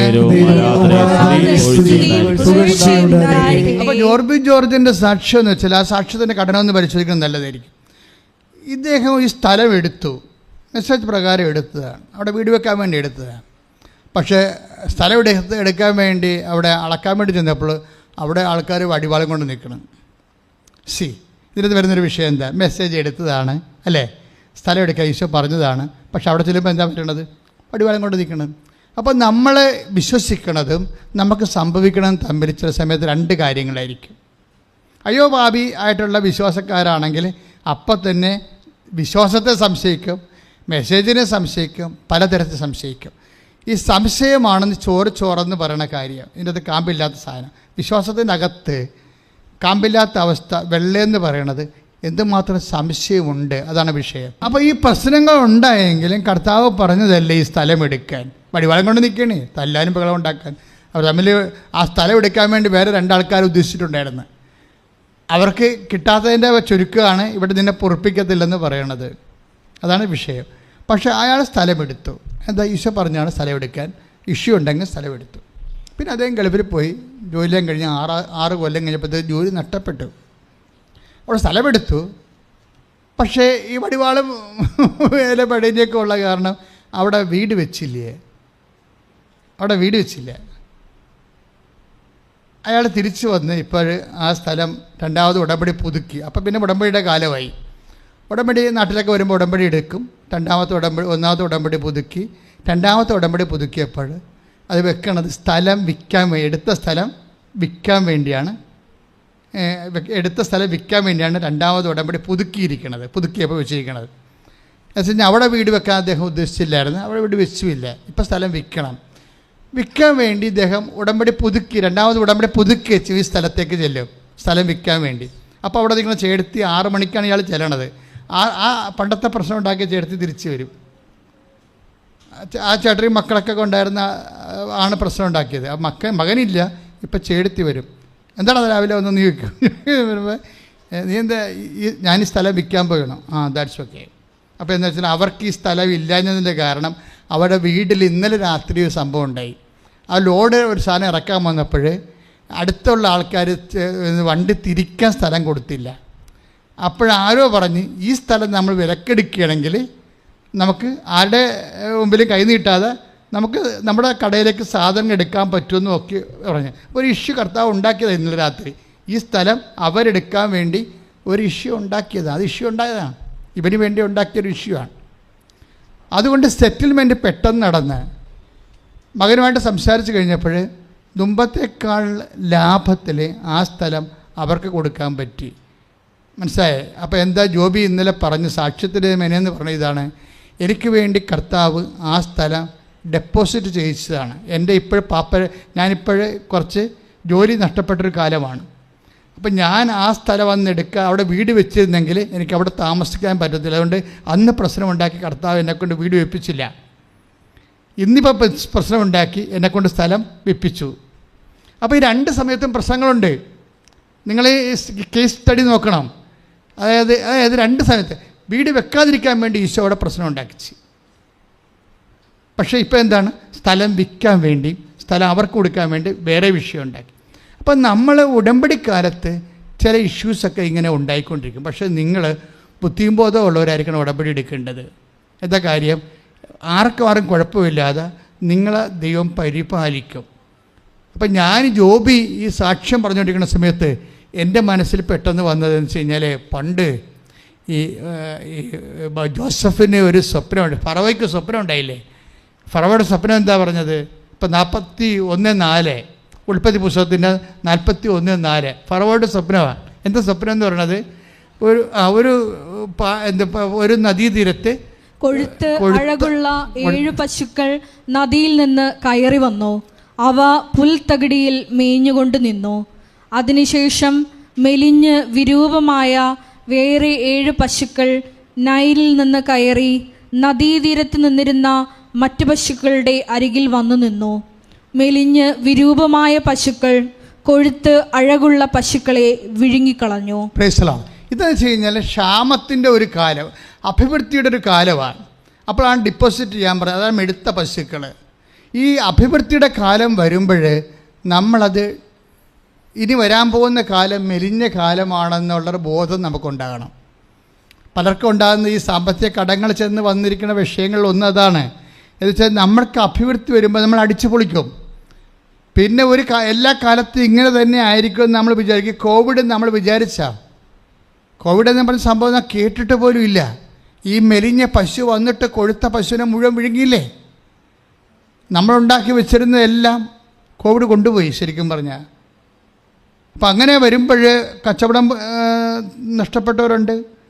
അങ്ങനെ പല കാര്യങ്ങളിലും അവരുടെ ഇട്ടുകൂട്ടിൽ നിന്നാണ് അവർ ആ കാലങ്ങളിലെല്ലാം ചിലവ് കഴിഞ്ഞുകൊണ്ടിരിക്കുക. അത് മെഴുത്ത പശുവിനെ മെലിഞ്ഞ പശു വിഴുങ്ങിക്കളയും. അപ്പോൾ ഇതൊക്കെ എല്ലാ കാലത്തും ഉള്ളതാണ് ഈ സംഭവങ്ങൾ. ഇന്നത്തെ കാലത്ത് ഈ മെലിഞ്ഞ പശു എന്ന് പറഞ്ഞാൽ കോവിഡായിരുന്നു. കോവിഡ് വന്ന് കയറിയപ്പോൾ പണ്ട് നമ്മൾ ഉണ്ടാക്കി വെച്ചിരുന്നതെല്ലാം അത് വിഴുങ്ങിക്കൊണ്ടുപോയി. അപ്പോൾ നമ്മൾക്ക് കാലണ കാശില്ലാതെ വിഷമിക്കണ ഒരു സമയമാണ് വന്നത്. ഇന്നലെ ഞാനൊരു പെൺകുട്ടി അവളെ IELTS പ്രാർത്ഥിക്കാൻ വേണ്ടി കണ്ണൂരിൽ നിന്ന് വന്ന്. അപ്പം ഞാൻ ചോദിച്ചത് നിനക്ക് വല്ലതും പറയാനുണ്ടാകുമെന്ന് ചോദിച്ചു. വെച്ചാൽ എനിക്ക് എനിക്കൊരു മനസ്സിന് ഒരു സ്വസ്ഥത കിട്ടണില്ല. നിനക്ക് വല്ലതും പറയാൻ. അപ്പോൾ അവൾക്ക് IELTS അടുത്ത 9-ാം തീയതി പരീക്ഷയാണ്, അതാണ് പറയണത്. അപ്പം ഞാൻ പറഞ്ഞു അതല്ലല്ലോ, വേറെ എന്തോ കാര്യമുണ്ടല്ലോ എന്ന് ഞാൻ പറഞ്ഞു. അപ്പോൾ അവൾ പറഞ്ഞു, അച്ഛാ എനിക്ക് ഇങ്ങോട്ട് വരാനുള്ള വണ്ടിക്കാശില്ലായിരുന്നു, വീട്ടിൽ വരുമാനം ഒന്നുമില്ല, അവസാനം എനിക്ക് പക്ഷേ കൃപാസനത്തിൽ വരണമെന്ന് ഭയങ്കര ആഗ്രഹമായത് കാരണം ഞാൻ ഇരുന്ന് വിഷമിച്ചപ്പോൾ എൻ്റെ ചിറ്റപ്പൻ കണ്ടിട്ട് പറഞ്ഞു, നീ എന്തെങ്കിലും വിഷമിക്കണം? അപ്പോൾ പറഞ്ഞു, ഞാൻ ആലപ്പുഴ എനിക്ക് പോയി ഉടമ്പടി എടുക്കാൻ വേണ്ടിയാണ്. അപ്പോൾ ചിറ്റപ്പൻ എനിക്ക് 2000 രൂപ തന്ന്. അപ്പോൾ അതാണ് അവൾക്ക് പറയാനുള്ളത്. അത് ഞാൻ മാതാവിനോട് പറഞ്ഞു, നമ്മൾ നിനക്കിതാണ് പറയാനുള്ളത്, IELTS അല്ല എന്നോട് പറയേണ്ടത്, നിൻ്റെ കുടുംബം പാപ്പരായ കാര്യങ്ങളാണ് പറയാനുള്ളത്. അപ്പോൾ നിൻ്റെ മെലിച്ചിൽ ദൈവം അറിയുന്നുണ്ട്. നിൻ്റെ മെലിച്ചിൽ ഈ മണ്ണി ചവിട്ടി കഴിയുമ്പോൾ നീ എന്തുമാത്രം മെലിഞ്ഞിരിക്കണമെന്ന് നിൻ്റെ ദൈവം അറിയും. നിൻ്റെ അമ്മ നിന്നെ സംരക്ഷിക്കും. ശ്രുതിക്കട്ടെ ഹല്ലേലൂയ.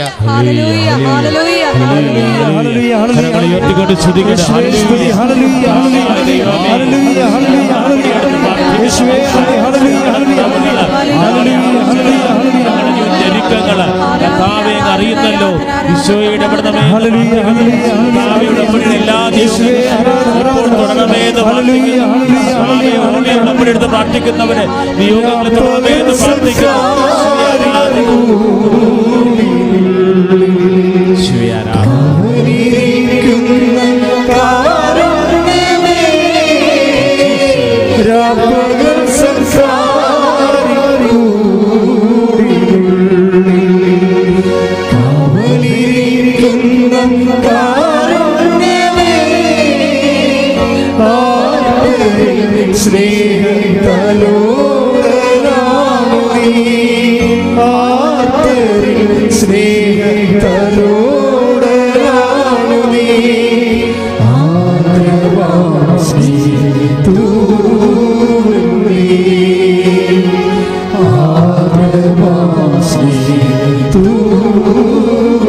രാപ്പകൽ സക്കരാരി ഒരുമിച്ച് പാടുക.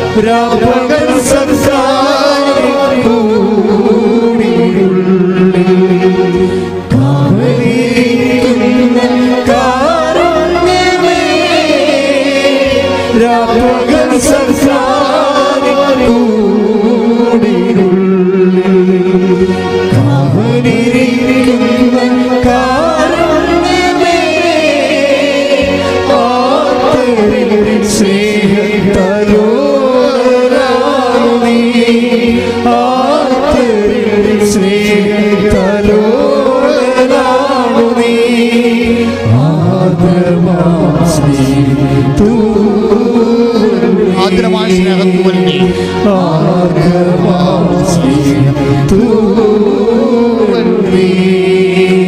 നീ വരൂ,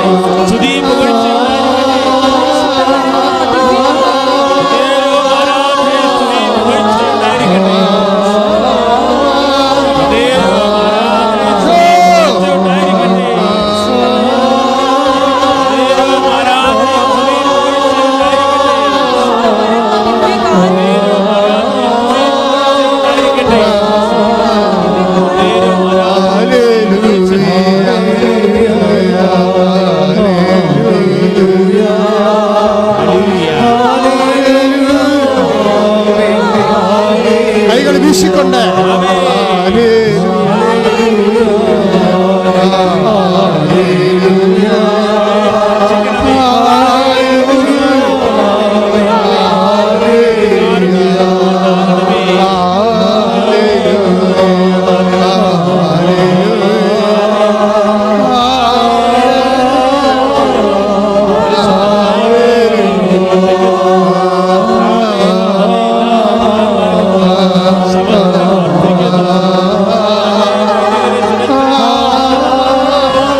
ഭാഷാപരത്തോടെ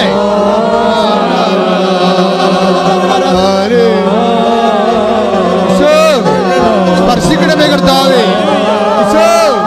ഈശോ സ്പർശിക്കണമേ കർത്താവേ, രോഗികളെ സ്പർശിക്കണമേ കർത്താവേ, ക്യാൻസർ രോഗികളെ സ്പർശിക്കണമേ കർത്താവേ, രോഗികളെ സ്പർശിക്കണമേ കർത്താവേ, തകർച്ച ബാധിച്ചവരെ സ്പർശിക്കണമേ കർത്താവേ, മാറിയ രോഗങ്ങള് യേശുവിന്റെ നാമത്തില്, മാറിയ രോഗങ്ങള് യേശുവിന്റെ നാമത്തില് മാറിപ്പോകട്ടെ. സ്തുതിക്കട്ടെ, സ്തുതിക്കട്ടെ. മക്കളില്ലാത്തവരെ സ്പർശിക്കണമേ കർത്താവേ, ജോലിയില്ലാത്തവരെ സ്പർശിക്കണമേ കർത്താവേ, മക്കളില്ലാത്തവരെ സ്പർശിക്കണമേ കർത്താവേ.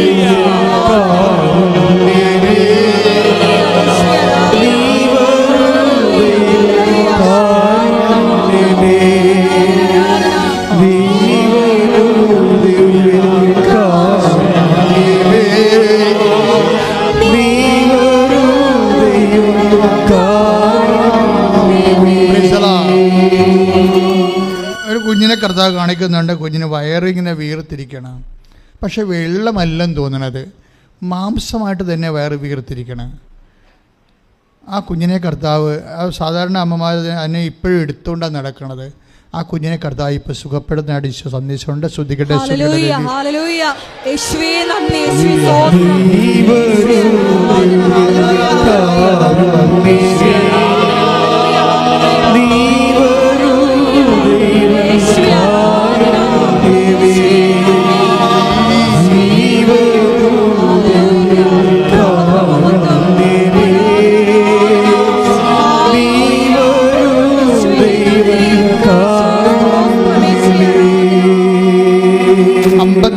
ദിവസമോ 52 മാസമോ ആയിട്ട് ലോക്ക് ചെയ്ത് കിടക്കുന്ന ഒരു വ്യവസായ സ്ഥാപനമോ വ്യാപാര സ്ഥാപനമോ വരുമാന മാർഗം കർത്താവ് ഈ പ്രാർത്ഥനയോടുകൂടി അത് തുറക്കുന്നതായിട്ട് സന്ദേശമുണ്ട്. ശ്രദ്ധിക്കട്ടെ.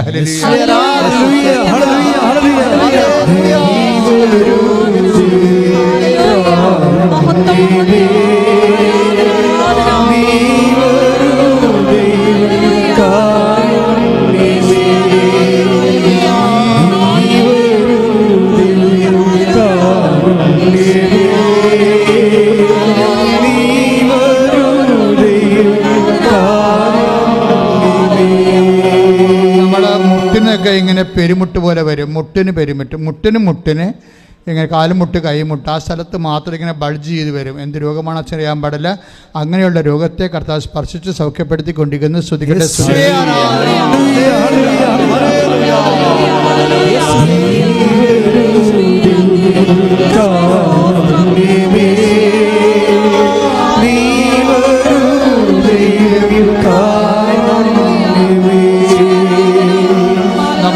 സാധാരണ കാണുന്ന പോലെ ഒരു സ്റ്റീലിൻ്റെ ടബ്ബാണ്. സ്റ്റീലിൻ്റെ ടബില്ലേ നമ്മൾ മുഖമൊക്കെ കഴുകണ, അപ്പം അല്ലെങ്കിൽ പാത്രം കഴുകുന്ന ടബില്ലേ, നമ്മൾ ഹോട്ടലിലൊക്കെ ചെല്ലുമ്പോൾ പാത്രം കഴുകുന്ന, ചിലയിടത്ത് സ്റ്റീലായിരിക്കും, ചിലയിടത്ത് മണ്ണായിരിക്കും. പക്ഷേ ഈ സ്റ്റീലിൻ്റെ ടബ് അത് ചിലപ്പോൾ റെസ്റ്റോറൻ്റ് ആകാം, അല്ലെങ്കിൽ ഇതുപോലെ ഹോട്ടലാകാം, ഇതുപോലെ ഫുഡ് കൊടുക്കുന്ന സ്ഥലമാകാം. അങ്ങനെയുള്ള വ്യാപാരശാലകൾ നിന്ന് പോയതോ കടമായി പോയതോ ജപ്തി നടന്നതോ കർത്താവ് ആ മേഖലയിലേക്ക് നിങ്ങളെ ഏറ്റെടുക്കുന്നു എന്നുള്ളതാണ്. നിങ്ങളുടെ കടങ്ങളെ കർത്താവ് ഏറ്റെടുക്കുന്നു. നിങ്ങളുടെ കച്ചവടം കർത്താവ്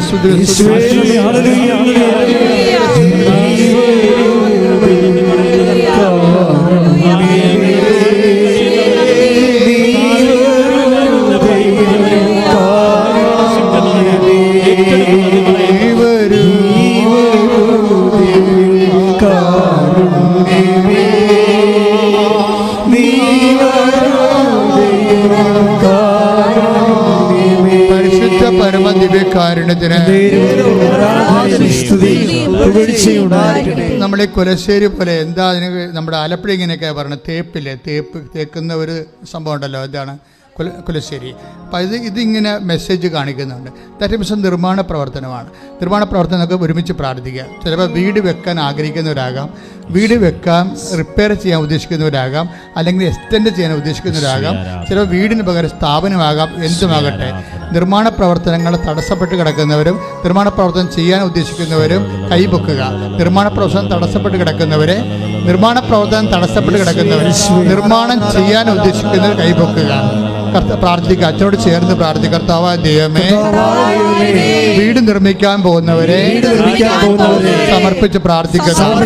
സ്ഥാപനങ്ങൾ നിർമ്മിക്കാൻ പോകുന്നവരെ സമർപ്പിച്ച് പ്രാർത്ഥിക്കുന്നു. നിർമ്മാണ പ്രവർത്തനം തൊഴിലായി ചെയ്തിട്ട് ആ തൊഴിൽ നിന്ന് പോയവരെ സമർപ്പിച്ച് പ്രാർത്ഥിക്കുന്നു. നിർമ്മാണത്തിന്റെ എല്ലാ തടസ്സങ്ങളും പ്രഭാഷണത്തിലെ പ്രത്യക്ഷപ്പെട്ട പരിശുദ്ധ അമ്മയുടെ മാധ്യസ്ഥത്താൽ യേശുനാമത്തിൽ ഈ നിമിഷം മാറിപ്പോകട്ടെ. ശ്രദ്ധിക്കട്ടെ.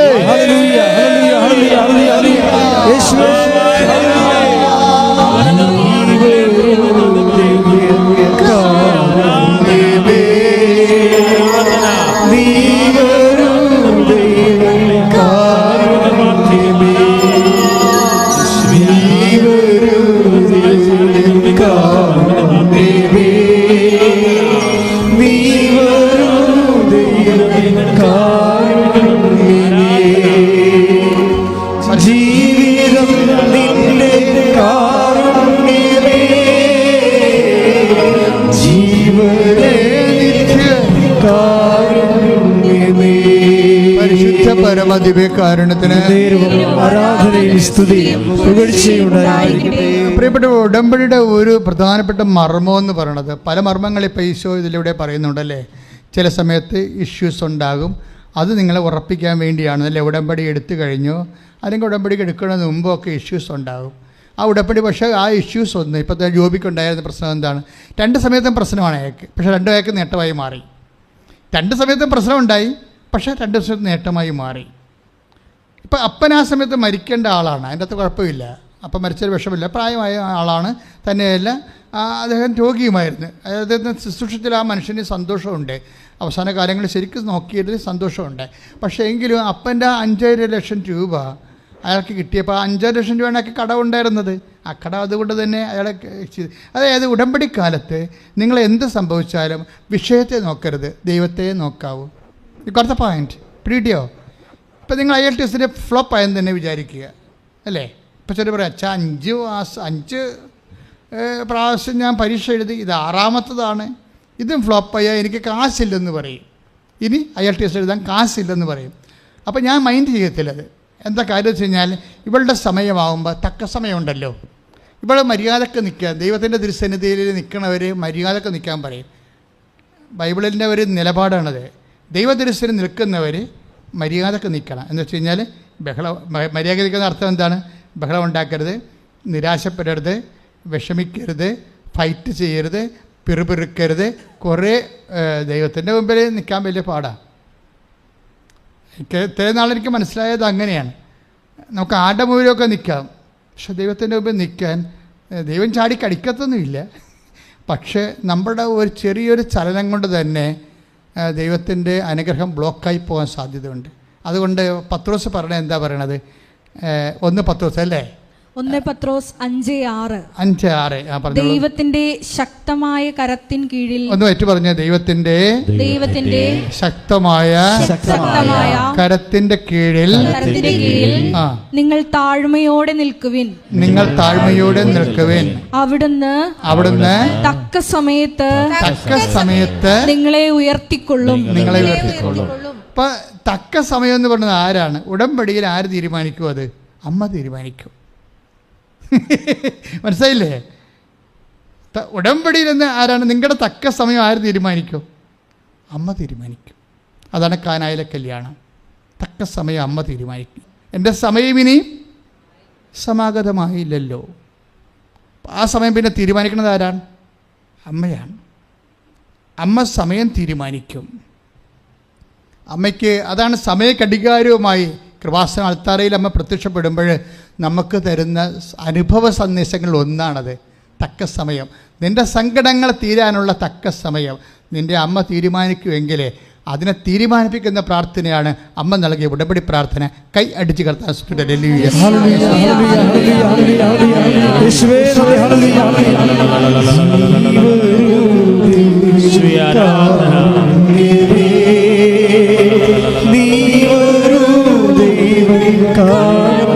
കരങ്ങൾ ഉയർത്തിക്കൊണ്ട് സ്തുതിക്കട്ടെ, കരങ്ങൾ ഉയർത്തി സ്തുതിക്കട്ടെ. ഹല്ലേലൂയ, ഹല്ലേലൂയ, ഹല്ലേലൂയ,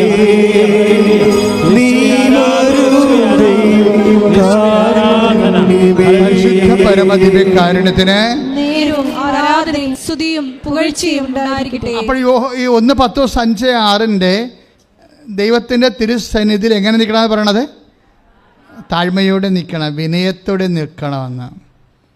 അത് ഒന്ന് പ്രാർത്ഥിച്ച് ഭരിക്കേണ്ട കാര്യങ്ങളാണ്. ഒന്ന് പറഞ്ഞേ, കർത്താവേ അങ്ങയുടെ തിരുസന്നിധിയിൽ വിനയത്തോടെ നിൽക്കാൻ, ബഹളം ഉണ്ടാക്കാതെ നിൽക്കാൻ, പെരുപെറുക്കാതെ നിൽക്കാൻ എനിക്ക് പ്രത്യേക അഭിഷേകം നൽകണമേ.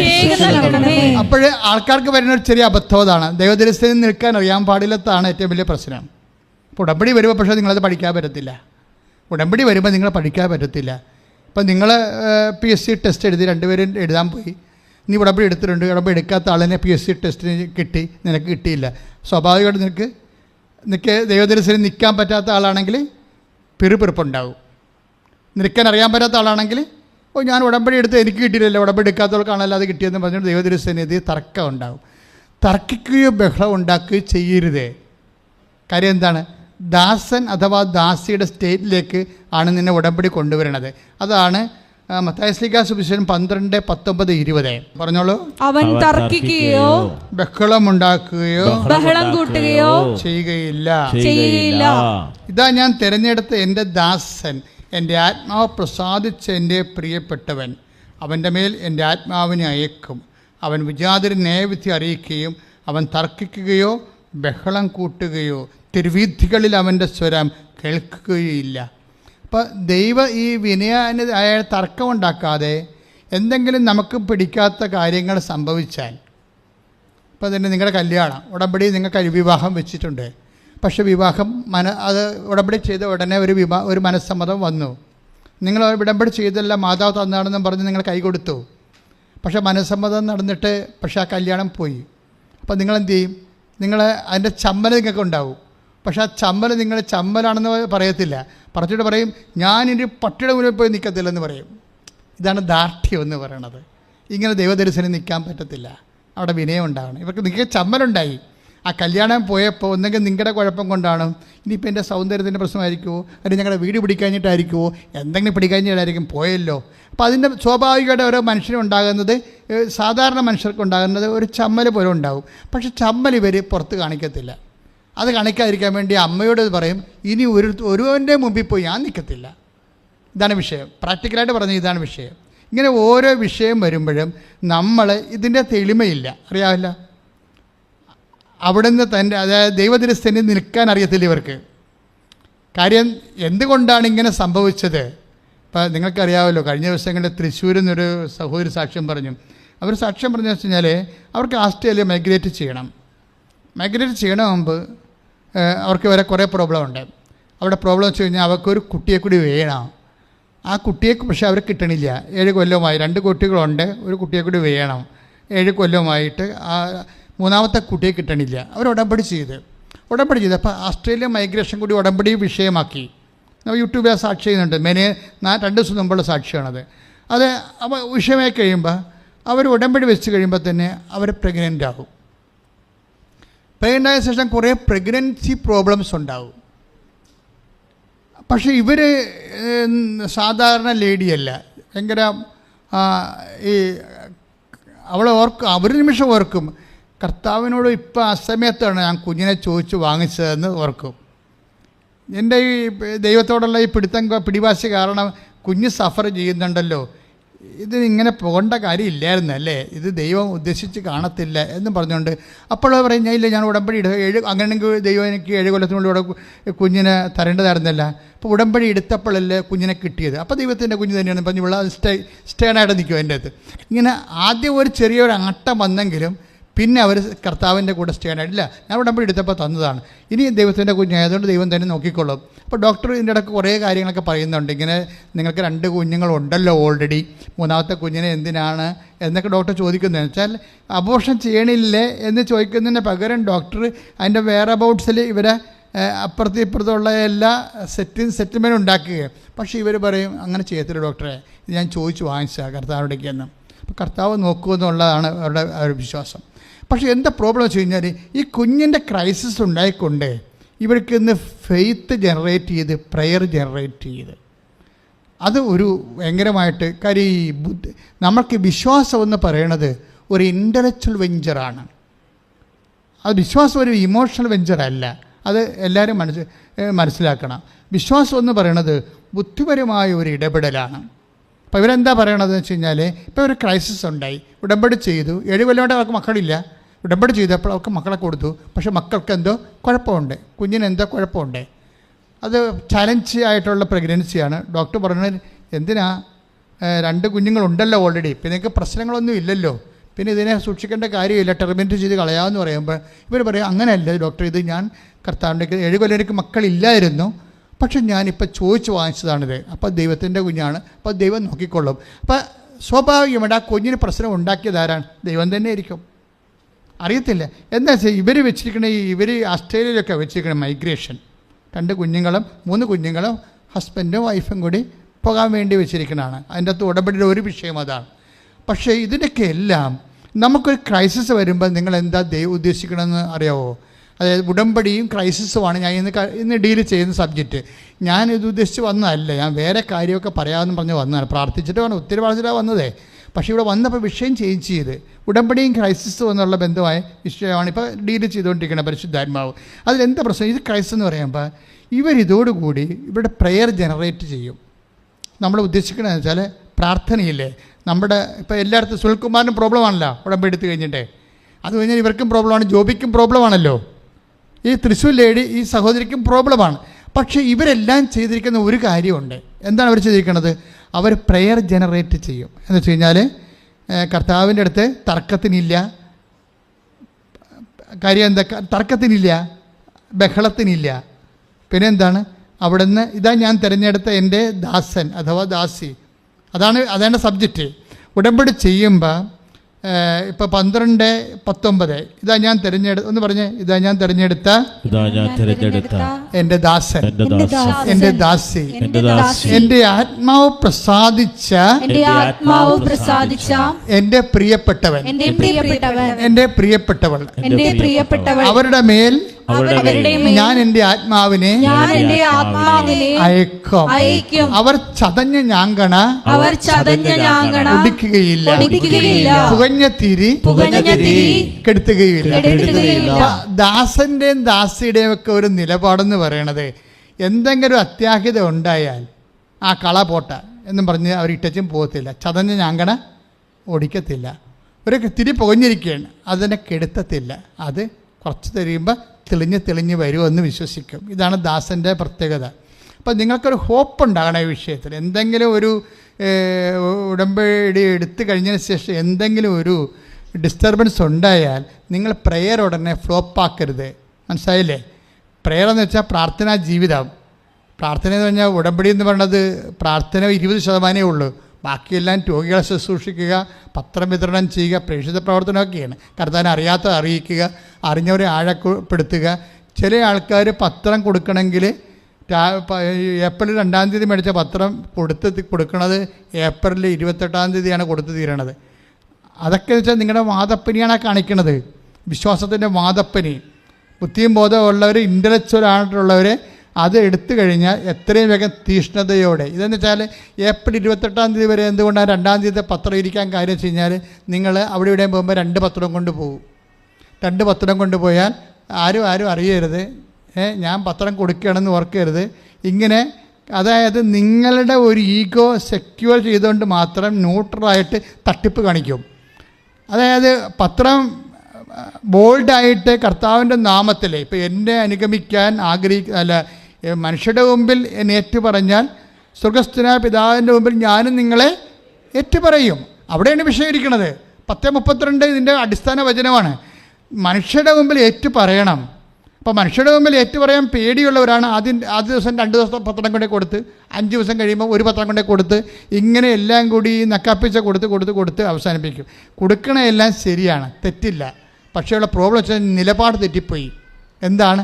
ആരും അറിയരുത് ഞാൻ പത്രം കൊടുക്കുകയാണെന്ന്. ഞാൻ വായിക്കാൻ വേണ്ടി പത്രം എടുത്ത് അവർക്ക് കൊടുത്തു, അത്തച്ച് അങ്ങനെ 30 ദിവസം കഴിഞ്ഞപ്പോൾ ആ പത്രം എല്ലാം തീർന്നു. പക്ഷേ അതിൻ്റെ തട്ടിപ്പുണ്ട്.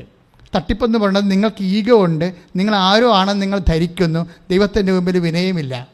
അതുകൊണ്ടാണ് പത്രോസ് പറയണത് എന്താണ്? ദൈവത്തിൻ്റെ തിരുസന്നിധിയിൽ വിനയത്തോടെ നിൽക്കാൻ പറയണത്. പിടിയിട്ടില്ലേ?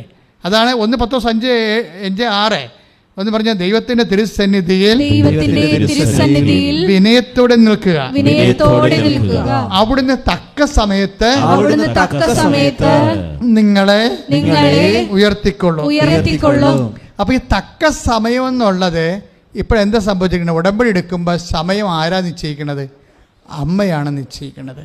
തക്ക സമയം മാത്രമല്ല, ആ വിഷയം അമ്മ തന്നെ നിശ്ചയിക്കും. ആ തൃശ്ശൂരത്തെ സഹോദരി പറഞ്ഞത്, ഞങ്ങൾക്ക് ഓസ്ട്രേലിയയൊക്കെ ഞാൻ ഉടമ്പടി വെച്ചത്, പക്ഷേ അമ്മ അതിനേക്കാൾ ബെറ്ററായിട്ട് ഇപ്പോൾ US മൈഗ്രേറ്റ് ചെയ്യാൻ വേണ്ടി വിഷയം സെറ്റ് ചെയ്തുകൊണ്ടിരിക്കുകയാണ്. അതായത് നമ്മൾ പ്രതീക്ഷയേക്കാൾ വലുതാണ് ദൈവം നമുക്ക് വേണ്ടി ചെയ്യണമെന്നാണ് പറഞ്ഞ ആ സാക്ഷി അവസാനിക്കണത്.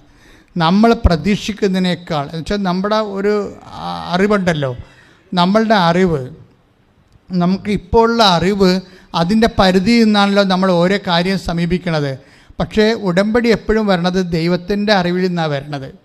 നമുക്ക് അത്തരം കാര്യങ്ങൾ അറിയാൻ പാടുള്ളൂ. ഇപ്പോൾ 10ാം ക്ലാസ് പാസ്സായി കഴിഞ്ഞാൽ എന്ത് ചെയ്യാൻ പറ്റുമെന്ന് ഓരോരുത്തർക്കും അറിയുന്നത് അറിവ് കൂടുതലാണ്. അറിവ് ഇപ്പം ഞങ്ങളുടെ നാട്ടിലൊക്കെ ഞാൻ 7ാം ക്ലാസ്സിൽ പഠിക്കുന്ന കാലം തന്നെ അവിടുന്ന് 1971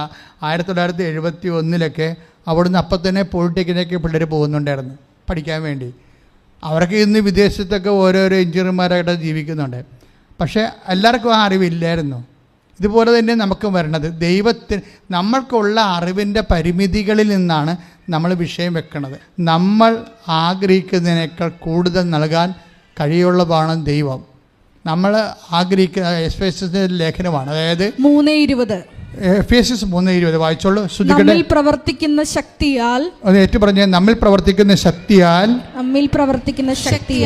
നാം ചോദിക്കുന്നതിലും ആഗ്രഹിക്കുന്നതിലും വളരെ കൂടുതൽ ചെയ്തു തരാൻ കഴിയുന്ന അവിടത്തേക്ക് സഭയിലും യേശുക്രിസ്തുവിലും തലമുറകളോളം എന്നേക്കും മഹത്വം ഉണ്ടാകട്ടെ. അപ്പം നമ്മുടെ തലമുറ കഴിഞ്ഞാലും ദൈവത്തിന് മഹത്വം ഉണ്ടാകണം. മക്കളെ നമ്മൾ പഠിപ്പിക്കുന്നതിൻ്റെ ഉദ്ദേശം അതാണ്. പറഞ്ഞ മനസ്സിലായില്ലേ? തലമുറകൾ തോറുമാണ്. നമ്മുടെ വിശ്വാസത്തിന് തലമുറ കഴിഞ്ഞാൽ നിങ്ങളുടെ വീട്ടിലെ വിശ്വാസം നിന്ന് പോകരുത്. അത് കാര്യം മക്കളെ നമ്മൾ വിശ്വാസം പഠിപ്പിക്കുന്നത് എന്തിനാണ്? അത് ദൈവ പദ്ധതിയാണ്. എഫേസ്യസ് 3:20 ഞാനൊരു വീട്ടിൽ എൻ്റെ ഒരു പ്രത്യേക കാര്യം, എൻ്റെ ഒരു ലിറ്റററി വർക്കിന് വേണ്ടി ഒരു വീട്ടിൽ ഒരു ഇൻട്രൊഡക്ഷൻ എഴുതി തരാൻ വേണ്ടി ഒരു റൈറ്ററിനെ കാണാൻ പോയി. അപ്പോൾ ഞാൻ അവിടെ വീട്ടിൽ ആ വർക്ക് ചെയ്തുകൊണ്ട് അതിനെക്കുറിച്ച് ഡിസ്കഷൻ നടത്തിക്കൊണ്ടിരിക്കുന്ന സമയത്ത് ഞാൻ പെട്ടെന്ന് ഉടമ്പടിയെക്കുറിച്ച് അവരോട് സംസാരിച്ചു. അവരിങ്ങനെ ഉടമ്പടിയൊന്നും ചെയ്യണ ആൾക്കാരല്ല. കാരണം അവരുടെ സമയം രണ്ടുപേരും ആ രീതിയിലാണെന്നുള്ള രീതിയിലാണ് അവരുടെ മനസ്സിലിരിക്കുന്നത്. എനിവേ ഞാൻ അവിടെ ചെല്ലിനോടത്തോളം കാലം മാതാവിനെക്കുറിച്ച് അവിടെ പറയാതിരിക്കാൻ പോരണത് ഞാൻ മാതാവ് എൻ്റെ ജീവിക്ക് പിടിക്കുന്നത്. കാരണം ഞാനോട് പറഞ്ഞ് നമ്മളിപ്പോഴൊക്കെ ജീവിക്കുന്ന ഫെയ്ത്ത് എന്ന് പറയണത് നമ്മുടെ ഇപ്പം സാധാരണ ആൾക്കാരുടെ ഉള്ളത് വിശ്വാസമാണ് സാധാരണ ഉള്ളത്. പക്ഷേ പലപ്പോഴും ഹെവി ഡ്യൂട്ടി ചെയ്യണത് വിശ്വാസം ഹെവി ഡ്യൂട്ടി ചെയ്യത്തില്ല. ഭയങ്കര സീരിയസ് ആയിട്ടൊരു സബ്ജക്റ്റ് വന്നാൽ വിശ്വാസത്തെ നിൽക്കത്തില്ല. നമ്മളിപ്പോൾ വിശ്വാസികളാണെങ്കിലും ജപ്തി നടപടി വന്നു കഴിഞ്ഞാൽ പാകിസ്ഥാൻസ് പോലെ നിന്ന് വിറക്കണ കാണാം നമ്മൾ. അതായത് ഫെയ്ത്തിൽ നിൽക്കാത്തത് കൊണ്ടാണത് ആ വിഷയം. നമുക്ക് വിശ്വാസം ഉണ്ടേ, പക്ഷേ പെട്ടെന്നൊരു ജപ്തി നടപടി വന്നാൽ അല്ലെങ്കിൽ ഡോക്ടർ പറഞ്ഞ് നിങ്ങളുടെ ഹൃദയത്തിൻ്റെ താളം തെറ്റണമെന്ന് പറഞ്ഞു കഴിഞ്ഞാൽ ഉടനെ വിശ്വാസത്തിൻ്റെ താളം അപ്പം തെറ്റിപ്പോവും. അപ്പം നമ്മുടെ കയ്യിരിക്കണ വിശ്വാസം പലതും വിറക്കണ വിശ്വാസമാണ്. അപ്പം ഞാൻ അവരോട് പറഞ്ഞ് ഫിഡലിറ്റിയിലെ വിഷയം എന്ത് ചെയ്യാൻ പറ്റത്തുള്ളൂ, കാറ്റഗിസം പോലും പൊളിച്ചെഴുതണമെന്ന് ഞാൻ അവരോട് പറഞ്ഞു. ഇപ്പോൾ നിലവിലിരിക്കുന്ന വിശ്വാസത്തിൻ്റെ അടിസ്ഥാനത്തിലാണ് കാറ്റഗിസത്തിൻ്റെ സിലബസ് കറക്റ്റ് ചെയ്തിരിക്കുന്നത്. പക്ഷേ ഇത് ഫിഡലിറ്റിയിൽ കൈകാര്യം ചെയ്യേണ്ടതാണ് എനിക്കൊക്കെ വിശ്വാസം ഈ കാര്യത്തിൽ എനിക്ക് അത്രയ്ക്ക് തൃപ്തിയില്ലെന്ന് പറഞ്ഞു. ഉടനെ അയാൾ അത് അയാൾക്ക് ഇപ്പോൾ ക്യാച്ച് ചെയ്ത് അയാൾ പറയണത് അച്ഛൻ പറഞ്ഞത് ശരിയാണ്, എൻ്റെ മകനും പറയണത് ഈ കാറ്റഗിസത്തിൽ അവന് വിശ്വാസമില്ലെന്നാണ്. ഞാനൊരു ദൈവം ഇത് വിളിക്കാൻ നേരത്തെ പാണ്ടായ അവന് എൻ്റെ മകനും പറഞ്ഞത് അതാണ്, നമ്മൾ ആ കാറ്റഗിസത്തിൽ പോണില്ലെന്ന്. അത് കാരണം ഈ കാറ്റഗിസത്തിൻ്റെ സിലബസിൽ അവന് വിശ്വാസമില്ലെന്നാണ് അച്ഛൻ പറഞ്ഞത് തന്നെ അവനും പറയുന്നത്. ഞാൻ പറഞ്ഞത് എന്താണ്, കാറ്റഗിസം ഫെയ്ത്തിലാണ് അറേഞ്ച് ചെയ്തിരിക്കുന്നത്. പക്ഷേ ജനങ്ങൾക്ക് വേണ്ടത് ഫിഡലിറ്റിയാണ്, ഫെയ്ത്ത്, വിശ്വസ്തതയാണ്. വിശ്വസ്തതയായിട്ടാണെങ്കിൽ അതിൻ്റെ അകത്ത് വിറച്ചിലില്ല, വിറക്കത്ത് എന്തെങ്കിലും വിഷയം ഉണ്ടായി വിറക്കത്തില്ല. നമ്മളെന്തുകൊണ്ടാണ് എന്തെങ്കിലും വിഷയം ഉണ്ടാകുമ്പോൾ വിറക്കണേ? എന്താണ്? നമുക്ക് വിശ്വാസം മാത്രം, വിശ്വാസത്തിൽ ഈ പറയലുണ്ട്. ഇപ്പം ലാമ്പ് സ്കൂട്ടറൊക്കെ ഓടിച്ച് 60 കയറുമ്പോൾ തന്നെ തുള്ളാൻ തുടങ്ങത്തില്ലേ? ഇത് കഴിഞ്ഞ് ഹെവി ലോഡ് എടുക്കണില്ല ഈ വിശ്വാസം. പക്ഷേ വിശ്വസ്തതയാണെങ്കിൽ മാതാവ് ഏത് സമയത്ത് ഏത് കുരിശിൻ്റെ ചുവട്ടിലും മകൻ്റെ ചോര ചവിട്ടി കൂളായിട്ട് നിൽക്കണം, ഒരു പർക്കിസൻസ് ഇല്ലാതെ നിൽക്കണം. കണ്ടില്ലേ? അതാണ് സാധനം. കാരണം ആ ഒരു വിശ്വസ്തതയാണ് അവരുടെ കയ്യിലുള്ളത്. അവർ ദൈവമായിട്ട് ബിസിനസ് ചെയ്തിരിക്കുന്ന വിശ്വസ്തത വെച്ചാണ്. ഒന്ന് പ്രാർത്ഥിക്കുക, കർത്താവായ ദൈവമേ, ഉടമ്പടി പ്രകാരം വിശ്വസ്തയോടുകൂടി അങ്ങയുടെ തിരുസന്നിധിയിൽ വ്യാപരിച്ചുകൊണ്ട് ജീവിത പ്രതിസന്ധികളുടെ മേൽ നട്ടലോടുകൂടി അപ്പോസ്തലികമായി പ്രതിരോധിക്കാൻ അമ്മയുടെ ആത്മശക്തിയാൽ എന്നെ അഭിഷേകം ചെയ്യണമേ. ഹല്ലേലൂയ, ശ്രുതികട്ടെ, ഹല്ലേലൂയ, യേശുവേ ആരാധന, ആരാധന, കർത്താവായ ദൈവമേ,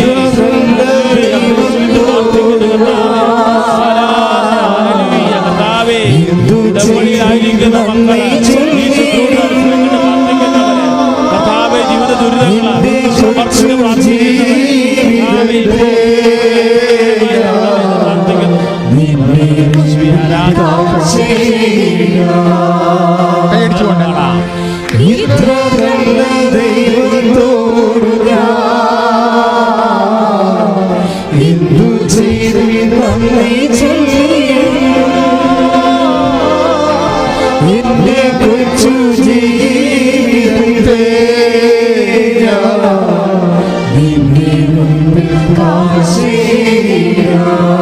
പാടുക. ഇത്ര നല്ല ദൈവത്തോടെ, ഇത്ര നല്ല ദൈവത്തോട് എന്തു ചെയ്തിടാം എന്റെ കൊച്ചു ജീവിതത്തെ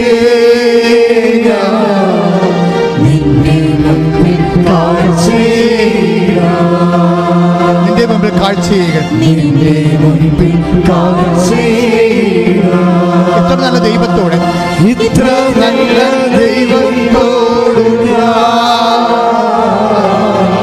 എന്തു ചെയ്തു നന്ദി ചൊല്ലിടും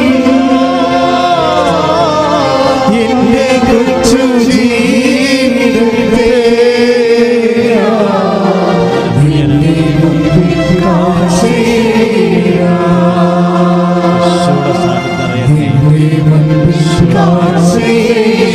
പരിശുദ്ധ പരമ ദിവ്യകാരുണ്യത്തിന്. അപ്പൊ ഞാൻ പോരാൻ നേരത്ത് ഈ പയ്യന് വന്നേച്ചും പറഞ്ഞു, അച്ഛാ എൻ്റെ കാലെ തൊട്ടൊന്ന് പ്രാർത്ഥിക്കണമെന്ന് പറഞ്ഞു. കാര്യം അവൻ ഈ ബോക്സിങ് പഠിക്കാൻ പോവുകയാണ്, അവൻ്റെ ജോലി അതാ. അപ്പോൾ ഞാൻ പറഞ്ഞു, കാലെങ്ങനെ ഇടറിയാൻ പറ്റുക ചെയ്തിട്ടുണ്ട്, നിൽക്കാൻ പറ്റത്തില്ല, അങ്ങനെ മുക്കിനിട്ട് കിടക്കുമ്പോൾ വീഴും. അപ്പം അതുകൊണ്ട് ഞാൻ പറഞ്ഞു, ശരി നിൻ്റെ കാലെ കസര കയറ്റി വെക്കാൻ പറഞ്ഞു. മുട്ട കൈ തൊട്ട് പ്രാർത്ഥിക്കാനാണ്. ഞാൻ പറഞ്ഞു ശരി. പ്രാർത്ഥിക്കാൻ ഞാൻ തുടങ്ങിയപ്പോഴേ ഇവൻ്റെ ഇൻവെസ്റ്റ്മെൻറ്റ് എൻ്റെ അടുത്ത് വേണ്ടേ? കാര്യം എന്താണ്, ഇവനത് വിശ്വസിക്കണ്ടേ? അതുകൊണ്ട് ആ വിശ്വാസ പ്രമാണം ചെല്ലാൻ പറഞ്ഞു ഞാൻ. അവന് വിശ്വാസ പ്രമാണം ചെല്ലാൻ പറഞ്ഞപ്പോഴുണ്ട് പപ്പ അടിക്കണം. ഇതാണ് പ്രശ്നം. തലമുറകൾ ദൈവം മഹത്വപ്പെടണം, മക്കൾ വിശ്വാസി വളരണം. മക്കൾ വല്ല പോഴത്തരവും പറഞ്ഞുകൊണ്ട് അപ്പൻ അതും കേട്ടിരിക്കുകയാണ്. കാറ്റഗിസത്തിൻ്റെ സിലബസ് കുഴപ്പമാണെന്ന്. കാറ്റഗിസത്തിൻ്റെ സിലബസ് കുഴപ്പമായി കാണുമെന്ന് വെച്ച് കഴിഞ്ഞാൽ ഞാൻ പറഞ്ഞ തലം വേറെയാണ്. കാര്യം വെച്ച് കഴിഞ്ഞാൽ നമ്മൾക്ക് ബേസിക് കാറ്റഗിസം പോലും മക്കളെ പഠിപ്പിക്കുന്നില്ലെങ്കിൽ നിങ്ങളുടെ കാലത്തിന് ശേഷം നിങ്ങളുടെ കുടുംബം അന്യം നിന്ന് പോകും. കാര്യം മക്കൾക്ക് വിശ്വാസബോധ്യമില്ലെങ്കിൽ അവർ അവിശ്വാസികളെ വിവാഹം കഴിക്കും, വിശ്വാസമില്ലാത്തൊരു വിവാഹം കഴിക്കും, എതിർ വിശ്വാസികൾ വിവാഹം കഴിക്കും. അതോടുകൂടി നീ നേടി വെച്ചതൊക്കെ ആരുടേതാകും. ഭയങ്കര സീരിയസ് വിഷയമാണ്.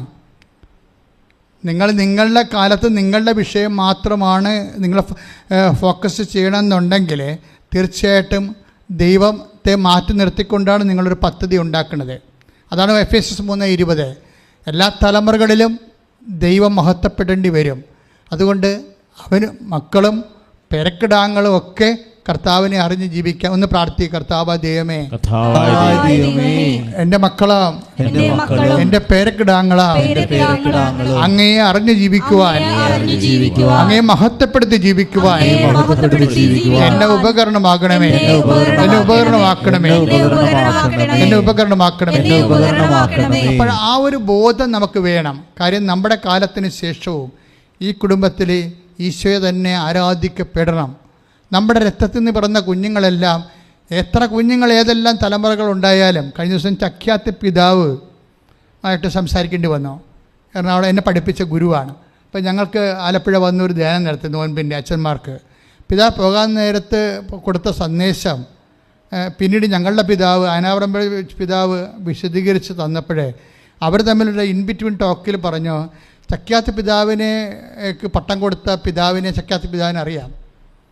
അങ്ങനെ പട്ടം കൊടുത്ത് അതിക്ക് മുമ്പ് പട്ടം കൊടുത്ത പിതാവിനെ അറിയാം, അതിക്ക് മുമ്പ് പട്ടം കൊടുത്ത പിതാവിനെ അറിയാം.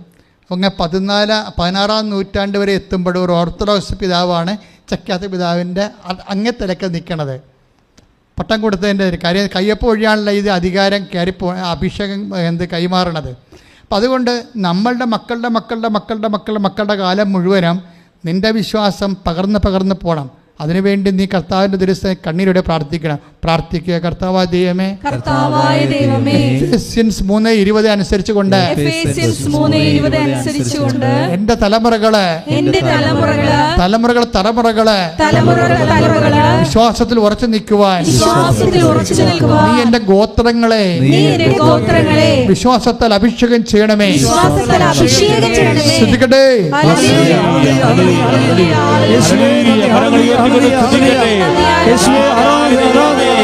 തലമുറകളോളം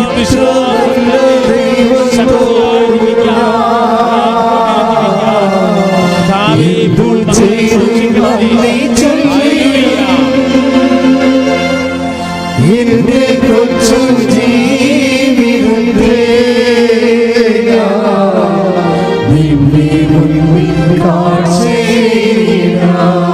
സ്നേഹത്തോടെ ഇത്ര നല്ല ദൈവത്തോടെ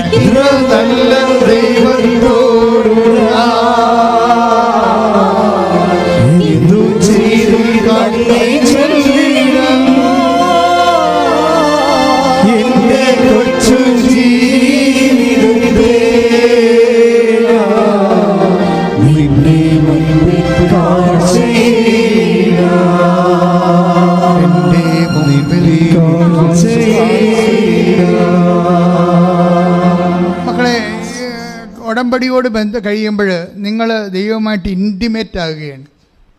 ഇപ്പം നിങ്ങൾ ഇപ്പോൾ സോഷ്യൽ മീഡിയയിലൊക്കെ പറയാതെ എൻ്റെ ചങ്കാണെന്നൊക്കെ പറയത്തില്ലേ, അതുപോലെ ഈശോ നമ്മുടെ ചങ്കാകണം, അമ്മ നമ്മുടെ ചങ്കാകണം. ഇൻറ്റിമസിയുടെ അകത്ത് വലിയ കാര്യമുണ്ട് ഇതിൻ്റെ അകത്ത്. എന്നുവെച്ചാൽ ആത്മബന്ധം. കാര്യം ഈശോ പറഞ്ഞ ആത്മബന്ധം ഉണ്ടായാൽ വെളിപാടുകളുണ്ടാകും. നമുക്ക് ഇപ്പോൾ നമുക്ക് ജപ്തി നടപടിയാണെന്ന് വിചാരിച്ചോ, പക്ഷെ അതിൻ്റെ വഴി ആർക്കറിയാം? ദൈവത്തിനറിയാം. നീ ഇപ്പം ജപ്തി നടപടിയാണ് നിനക്ക്, നീ രക്ഷപ്പെടാനുള്ള വഴി ആർക്കറിയാം? ദൈവത്തിനറിയാം. അതുകൊണ്ടാണ് എന്താ പറയണത്, നീ നടക്കേണ്ട വഴി. 32:8 സങ്കീർത്തനം എപ്പോഴും പറയാറുണ്ട് ഞാൻ.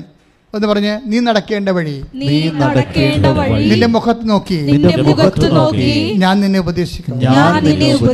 അപ്പം നീ ഇസ്രയേലിലാണോ, ഇപ്പം ഇസ്രയേലിലാണോ, അതുപോലെ തന്നെ മാൾട്ടയിലാണോ അല്ലെങ്കിൽ ഓസ്ട്രേലിയയിലാണോ പോകുന്നത്? കഴിഞ്ഞ ദിവസം ഒരു സാക്ഷി വഴി എടുത്തത് എന്താ വെച്ചാൽ, അയാൾക്ക് ഇസ്രയേലിൽ പോകണം. മെസ്സേജ് എടുത്തപ്പോൾ ഞാൻ പറഞ്ഞ് ഇസ്രയേലിൽ പോകാൻ പറ്റത്തില്ലെന്ന് പറഞ്ഞു. അപ്പോൾ അയാൾ പറഞ്ഞു, എന്നാ വെച്ചാൽ ഞാനെല്ലാം സെറ്റ് ചെയ്ത് ഏജൻറ്റുമായിട്ടൊക്കെ സംസാരിച്ച് വെച്ചിരിക്കുകയാണ്. ഞാൻ പറഞ്ഞു, മെസ്സേജ് ഇല്ല, മാൾട്ടയിൽ പോയിക്കൊള്ളാൻ പറഞ്ഞു.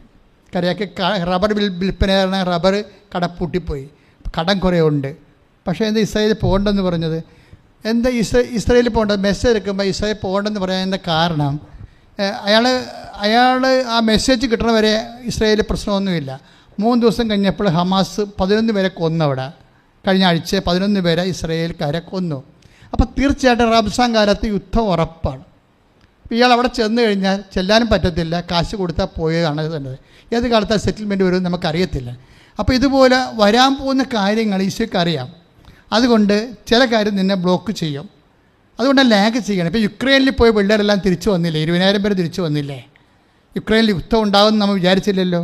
പക്ഷെ കർത്താവിന് അറിയാമായിരുന്നു. ഇതുകൊണ്ടാണ് നമ്മൾ ഈ വിഷയം സെക്യൂറാകാൻ വേണ്ടി ദൈവത്തിരുസന്നിധി വെക്കുന്നതിൻ്റെ കാരണം. ഉടമ്പടി എന്ന് പറയുന്നത് ഒരു സുരക്ഷിതത്വമാണ്. കാരണം നമുക്ക് ഇനി എന്താ സംഭവിക്കാൻ പോകുന്നതെന്ന് അറിയത്തില്ല. പക്ഷേ കർത്താവിനറിയാം.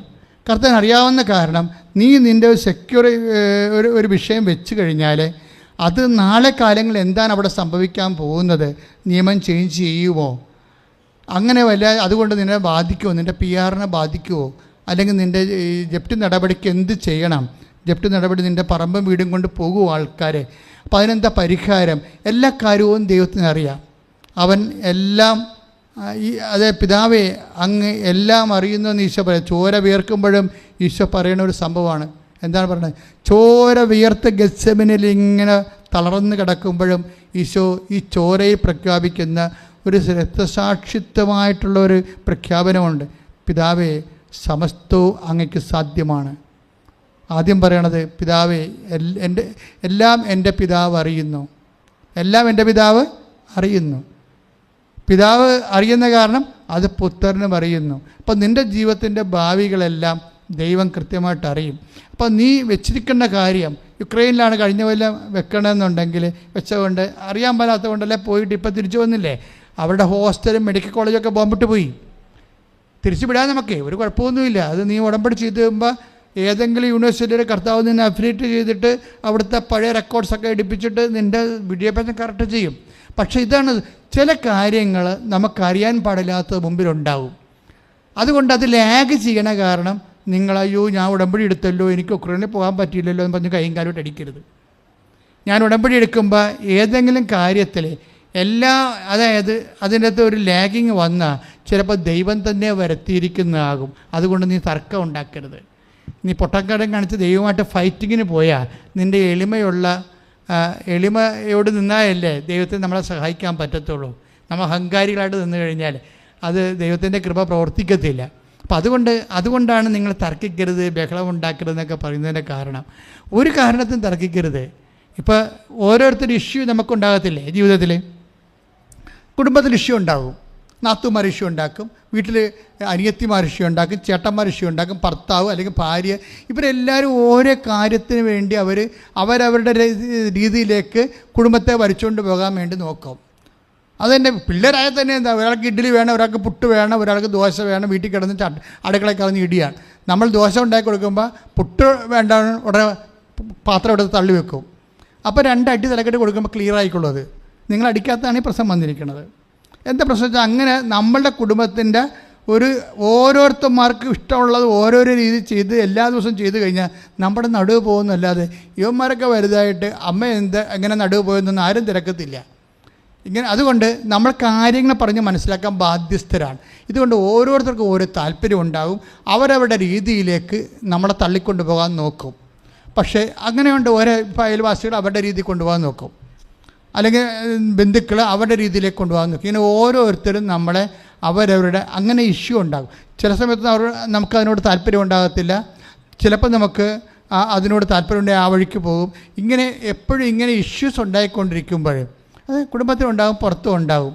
അതുകൊണ്ട് നമ്മുടെ നിലപാടുള്ളത് കൊണ്ടാണ്, നിലപാട് കറക്റ്റല്ലാത്തത് കൊണ്ടാണ് ഇഷ്യൂസ് ഉണ്ടാകണം. ഈശോ പറയും അത് അവളവളുടെ വഴിക്ക് വിട്ടരുന്ന് പറയും. ഇപ്പോൾ മാർത്ത ഭയങ്കര പ്രശ്നം ഉണ്ടാക്കിയില്ലേ, അടുക്കള പ്രശ്നം ഉണ്ടാക്കി. അടുക്കള കലാപം എന്ന് പറഞ്ഞാൽ ആരുണ്ടാക്കിയതാണത്? മാർത്ത ഉണ്ടാക്കിയതാണ്. അടുക്കള കലാപം ആരുണ്ടാക്കിയതാണ്? മാർത്ത ഉണ്ടാക്കിയതാണ്. മറിയം കർത്താവിൻ്റെ വചനം കേട്ടുകൊണ്ടിരുന്ന സമയത്ത് മാർത്ത പറഞ്ഞ്, കർത്താവ് ഇവളെന്നെ പരിചരണ വിഷയത്തിൽ തനിയെ വിട്ടിരിക്കുന്നത് കൊണ്ട് നിനക്ക് ചിന്തയില്ലേ, അവൾ വന്ന് എന്നെ സഹായിക്കാൻ പറ. അതാ മാർത്തയുടെ അജണ്ട. അതാണ് എന്താണ്, അവൾ കൂടി ഇവിടെ വന്ന് സഹായിക്കണമെന്നുള്ള. അപ്പോൾ ഓരോരുത്തർ ഓരോ രീതിക്കാരാണ്. അപ്പോൾ രീതിയിലേക്ക് നമ്മളെ വലിച്ചൊഴിച്ച് എപ്പോഴും കൊണ്ടുപോകാൻ വേണ്ടി എപ്പോഴും ശ്രമിക്കുമ്പോൾ നമുക്കത് പറ്റത്തില്ല എന്നുണ്ടെങ്കിൽ നമ്മൾ ഒന്നെങ്കിൽ അവിടെ കരടാ കണ്ണിലെ കരടാവും, അപ്പോൾ അത് എൻ്റെ പേര് ഗ്രൂപ്പ് ഉണ്ടാകും. അപ്പം നമ്മൾ അവരുടെ കൂടെ നിൽക്കാൻ പറ്റിയ ആൾക്കാരെ അവർ ഫോൺ ചെയ്ത് ഗ്രൂപ്പാക്കും. നമ്മൾ ഒറ്റപ്പെട്ടു പോയി. നിങ്ങൾ ഒറ്റപ്പെട്ടു പോയാലും പെട്ടയായിട്ട് നിന്നിട്ട് ഒരു കഥയുമില്ല. നിങ്ങൾ ചെയ്യേണ്ടത് എന്താണ്? മറിയം നല്ല ഭാഗം തിരഞ്ഞെടുത്തു. വേറെ പ്രശ്നമൊന്നുമില്ല. നിങ്ങൾ കർത്താവിൻ്റെ ഇൻറ്റിമസി കീപ്പ് ചെയ്യാൻ നോക്കണം. അതാണ് 10:40. ലൂക്കാ 10:40. ഇഷ്യൂസ് ഇങ്ങനെ നമുക്ക് ചുറ്റും ഇങ്ങനെ ഉണ്ടായിക്കൊണ്ടേയിരിക്കും. ചിലപ്പോൾ അടുക്കള കലാപമാകാം, ചിലപ്പോൾ അയൽവാസി കലാപമാകാം, ചിലപ്പോൾ നിങ്ങളുടെ ഇതിലായിരിക്കും കലാപം ഉണ്ടായിരിക്കണം. എവിടെ? ഹോസ്പിറ്റൽ നിൽക്കുന്ന സ്ഥലത്തായിരിക്കും കലാപം ഉണ്ടാകണത്. ചിലപ്പോൾ നിങ്ങളോട് വളരെ താല്പര്യമുള്ള ഡോക്ടർമാരെ ചില നേഴ്സുമാർ ചോപ്പിട്ട് അവരുടെ ഭാഗത്ത് കൊണ്ടുവന്നിട്ട് നിങ്ങൾക്ക് പണി തന്നെന്ന് വരും. ഇപ്പം പണി തരണതും പാരവെപ്പൊക്കെ എല്ലായിടത്തും ഉണ്ട്. എല്ലായിടത്തും പണിയില്ലാത്ത, പാരവെപ്പില്ലാത്ത പാർട്ടിയില്ല, സർക്കാർ ഓഫീസില്ല, അതുപോലെ വീടുകളില്ല, ഒന്നുമില്ല. എല്ലായിടത്തും ഈ സാധനം ഉണ്ട്. അത് അവർ പറയണത് ശരിയാണെന്ന് അവർ പറയുകയും ചെയ്യും. ഇപ്പോൾ മാർത്താ പറഞ്ഞത് ശരിയാണെന്നല്ല മാർത്താ പറയണത്. അപ്പോൾ ഈശോ പറഞ്ഞത് എന്താണ്? ഇതൊന്നും അല്ല പ്രശ്നം എന്താണ്? നിങ്ങൾ ദൈവത്തോട് ഇൻറ്റിമസി ആകുക. നീ വന്നിവിടെ മറിയം നല്ല ഭാഗം തിരഞ്ഞെടുത്തെന്ന് പറഞ്ഞു കഴിഞ്ഞാൽ മറിയം കർത്താവിൻ്റെ അടുത്ത് വന്നിരുന്നു എന്നതിൻ്റെ അർത്ഥം. പലരും നമുക്ക് പണി വെച്ചാലും പാര വെച്ചാലും നിങ്ങൾ കർത്താവിൻ്റെ അടുത്ത് ഇരിക്കുകയാണെങ്കിൽ ആർക്കും നിങ്ങളെ തൊടാൻ പറ്റത്തില്ല. നിങ്ങൾ പക്ഷേ എന്ത് ചെയ്യും? പാര വെച്ചവരുടെ പുറകെ നമ്മൾ അടുത്ത പാരയും കൊണ്ട് നമ്മൾ ചെല്ലും. പണി വെച്ചവരുടെ പുറകെ നമ്മൾ അടുത്ത പണിയും കൊണ്ട് ചെല്ലും. അതുകൊണ്ട് നിങ്ങളുടെ ഉടമ്പടി കൊളാപ്സ് ആവും. അപ്പോൾ അതുകൊണ്ട് ഉടമ്പടി കാലത്ത് എങ്കിലും പ്രത്യേകം ശ്രദ്ധിക്കണം. ഇഷ്യൂസ് ഇങ്ങനെ ഡെവലപ്പ് ചെയ്തുകൊണ്ടിരിക്കും, പക്ഷേ നിങ്ങളുടെ ഇൻറ്റിമസി കീപ്പ് ചെയ്തുകൊണ്ടിരിക്കണം. ആരവിടെ? കർത്താവുമായിട്ട് ആത്മബന്ധം. നിങ്ങൾ അത് നിങ്ങളുടെ ലക്ഷ്യമായിരിക്കണം. അങ്ങനെ പല ആൾക്കാരും പല രീതിയിൽ പ്രലോഭനവും പല രീതിയിലുള്ള പ്രതിരോധമൊക്കെ ഉണ്ടാകുമെങ്കിലും നിങ്ങൾ ദൈവത്തിൽ നിന്ന് വിട്ടുമാറാതെ നിങ്ങളാ വിശുദ്ധിയിലും ഭക്തിയിലും പ്രാർത്ഥനയിലും അതേസമയം നിലപാടിലും ദൈവത്തോട് ആത്മബന്ധം പുലർത്തിക്കൊണ്ട് നിൽക്കണം. എന്താണെന്ന് വെച്ച് കഴിഞ്ഞാൽ ആത്മബന്ധം പുലർത്തിയാലുള്ള ഗുണം ഇൻറ്റിമസി ഉണ്ടാകും. ഇൻറ്റിമസി ഉണ്ടായിക്കഴിഞ്ഞാൽ എന്താ സംഭവിക്കണത്? നമുക്ക് വെളിപാടുകൾ കൂടും. ഇൻറ്റിമസി കൂടിക്കഴിഞ്ഞാൽ 14:21 യോഹന്നാന്റെ സുവിശേഷം. എന്നെ സ്നേഹിക്കുന്നവനെ എന്റെ പിതാവും സ്നേഹിക്കും. ഞാനും അവനെ സ്നേഹിക്കുകയും എന്നെ അവന് വെളിപ്പെടുത്തുകയും ചെയ്യും. അതാണ്, എന്നെ സ്നേഹിക്കുന്നവനെ എൻ്റെ പിതാവ് സ്നേഹിക്കും. പിന്നെന്ത് ചെയ്യും? ഞാനും അവനെ സ്നേഹിക്കും. പിന്നെന്ത് ചെയ്യും? എന്നെ എന്ന് വെച്ച് കഴിഞ്ഞാൽ എന്താണ്? എന്നെ അവന് വെളിപ്പെടുത്തുകയും ചെയ്യും. എന്ന് വെച്ചാൽ ബൈ പേഴ്സൺ വെളിപ്പെടുത്തണമല്ല. എന്നെ എന്ന് പറഞ്ഞാൽ ആരാണ്? ഈശോ അല്ലേ? ഈശോ എന്ന് പറയുന്നത് ആരാണ്? ഈശോ എല്ലാമാണ്. കൊളോസ്യസ് 3:11 എന്ന് പറഞ്ഞ യേശു എല്ലാമാണ്. അപ്പം എല്ലാവരിലുമാണ്. അപ്പം എല്ലാമായ യേശു. അപ്പം നിനക്ക് ജപ്തി നടപടി വന്നു. ഇതെങ്ങനെയാണ് ഇതിന് രക്ഷപ്പെടുന്നതെന്ന് യേശുവിന് അറിയാം. എന്താ കാര്യം? അവനെല്ലാമാണ്. നീ അവനുമായിട്ട് ഒരു ആത്മബന്ധത്തിലേക്ക് വരുമ്പോൾ എന്ത് പറ്റും? അവൻ എല്ലാമായ ഈ ജപ്തി നടപടിയിൽ നിന്ന് എങ്ങനെ രക്ഷപ്പെടുന്നുണ്ടെന്ന് നിനക്ക് വെളിപ്പെടുത്തി തരും. അതെന്തുകൊണ്ടാണ്?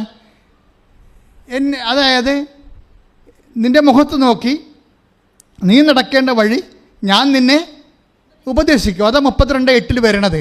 അപ്പോൾ ഈ 32:8 അനുസരിച്ചുകൊണ്ട് 14:13 സങ്കീർത്തനം 32:8 അനുസരിച്ചുകൊണ്ട് യോഹന്നാൻ 14:21 അനുസരിച്ചുകൊണ്ട് ഈ എന്നെ സ്നേഹിക്കുന്നവനെ നീ നടക്കേണ്ട വഴി നിൻ്റെ മുഖത്ത് നോക്കി ഞാൻ നിന്നെ ഉപദേശിക്കും. മുഖത്ത് നോക്കിയാണ് ഉപദേശിക്കുന്നത്. അയാളെ മൊബൈലിൽ വിളിച്ച് പറയുകയല്ല. മുഖത്ത് നോക്കി വെച്ചാൽ നീയും ദൈവവും മുഖാഭിമുഖം വരും. ഇങ്ങനെ ഒരു ഇൻറ്റിമസിയിലേക്ക് നീയും ദൈവവും ദൈവവും മുഖാഭിമുഖം വരുമ്പോഴാണ് നീ നടക്കേണ്ട വഴി നിനക്ക് പറഞ്ഞു തരണത്. കാനഡയിൽ പോകണ, ഇസ്രയേലിൽ പോകണ, എവിടെ പോകണം? ഇപ്പം നീ പറയണ എല്ലാം നാട്ടുകാർ പറഞ്ഞ വഴിയാണ് നീ നടന്നുകൊണ്ടിരിക്കണേ അല്ലേ? ആൻറ്റി പറഞ്ഞ്, നാട്ടുകാർ പറഞ്ഞ്, കൂട്ടുകാർ പറഞ്ഞാണ് നീ നടന്നുകൊണ്ടിരിക്കണത്. ഇങ്ങനെ നടക്കുകയാണ്. ഓരോരുത്തരും പറയുന്ന അനുസരിച്ച് ഇങ്ങനെ ചെയ്തുകൊണ്ടിരിക്കുകയാണ്. ചെന്ന അവസാനം കുഴി ചാടുമ്പോൾ ആരും ഉണ്ടാകത്തില്ല. അപ്പം അതുകൊണ്ട് ദൈവത്തിൻ്റെ കൂടെയാണ് നീ നിൽക്കണമെന്നുണ്ടെങ്കിൽ ഏത് കുഴി ചാടിയാലും ദൈവം നിന്നെ കയ്യിൽ താങ്ങി നിർത്തും. അതിൻ്റെ അതാണ് പറഞ്ഞത്. അതാണ് ബൈബിളിലെ ഏറ്റവും രസകരമായൊരു വാക്കാണ്. എന്താണ്? He has protected me from the pit of destruction. 38:7 മുത്തേടൻ അച്ഛൻ ട്രാൻസ്ലേറ്റ് ചെയ്തിരിക്കണം. എന്താണെന്നറിയാവോ? അവിടുന്ന് നാശക്കുഴിയിൽ നിന്ന് എന്നെ സ്നേഹപൂർവ്വം രക്ഷിച്ചിരിക്കുന്നു.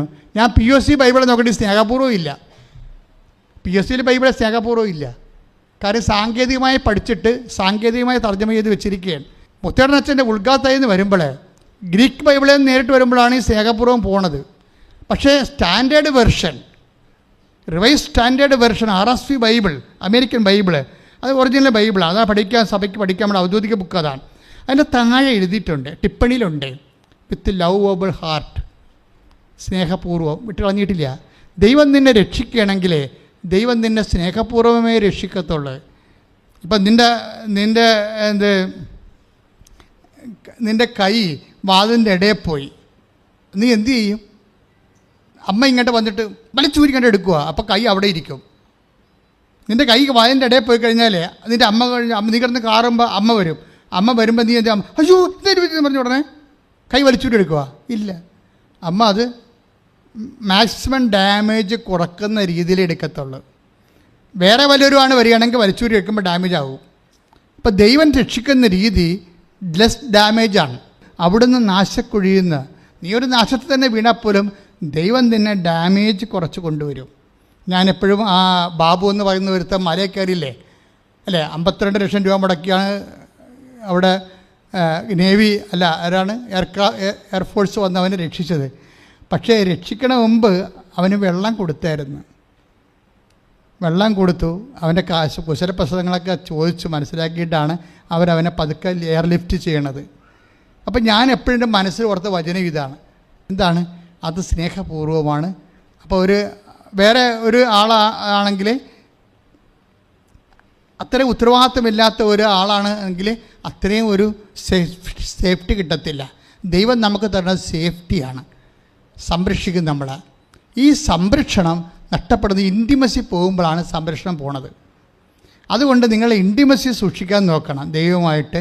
അവൻ്റെ വചനങ്ങൾ കേട്ട് വരുമ്പോൾ ദൈവത്തിന് ഞാൻ തിരഞ്ഞ 12:20 എന്താണ്? 12:18 ഇതാ ഞാൻ തിരഞ്ഞെടുത്ത എൻ്റെ ദാസൻ, മത്തായി ശ്ലീഹായുടെ സുവിശേഷം, ഞാൻ തിരഞ്ഞെടുത്ത എൻ്റെ ആത്മാവ് പ്രസാദിച്ച എൻ്റെ പ്രിയപ്പെട്ടവൻ, എൻ്റെ ഇൻറ്റിമേറ്റ്, എൻ്റെ ചങ്കെന്ന് പറയും. അതായത് അവൻ്റെ മേൽ എൻ്റെ ആത്മാവിനെ അയക്കും. അപ്പോൾ അത് സംരക്ഷണമുണ്ട് അതിൻ്റെ അകത്ത്. എപ്പോഴും വരണത് ഈ ദൈവസ്നേഹം നഷ്ടപ്പെടുമ്പോഴാണ് സംരക്ഷണം പോണത്. ഉടമ്പടിയുടെ കാര്യങ്ങൾ നിങ്ങളിപ്പോൾ പത്രം കൊടുക്കുകയാണ്, അല്ലെങ്കിൽ രോഗികൾക്ക് കൊണ്ട് ഇനിയിപ്പോൾ രോഗികളെ കാണാവില്ല, ഏത് രോഗികളെ പണിയാണ് ഇപ്പോൾ രോഗികൾക്കൊന്നും ഇല്ലല്ലോ. അത് ഇവിടെ രോഗികളൊക്കെ ഉണ്ട്, അവിടെ ചെന്നാൽ മതി, ഗവൺമെൻറ് ആശുപത്രി. ഇതെവിടെയാണ് 10-12 കിലോമീറ്റർ വണ്ടി കയറി പോകണമല്ല, പിന്നെ തിരിച്ചു വരണം. ഇനിയിപ്പോൾ വല്ല കൊറോണയൊക്കെ ഉണ്ടെങ്കിൽ നമുക്ക് പിടിക്കുമല്ല.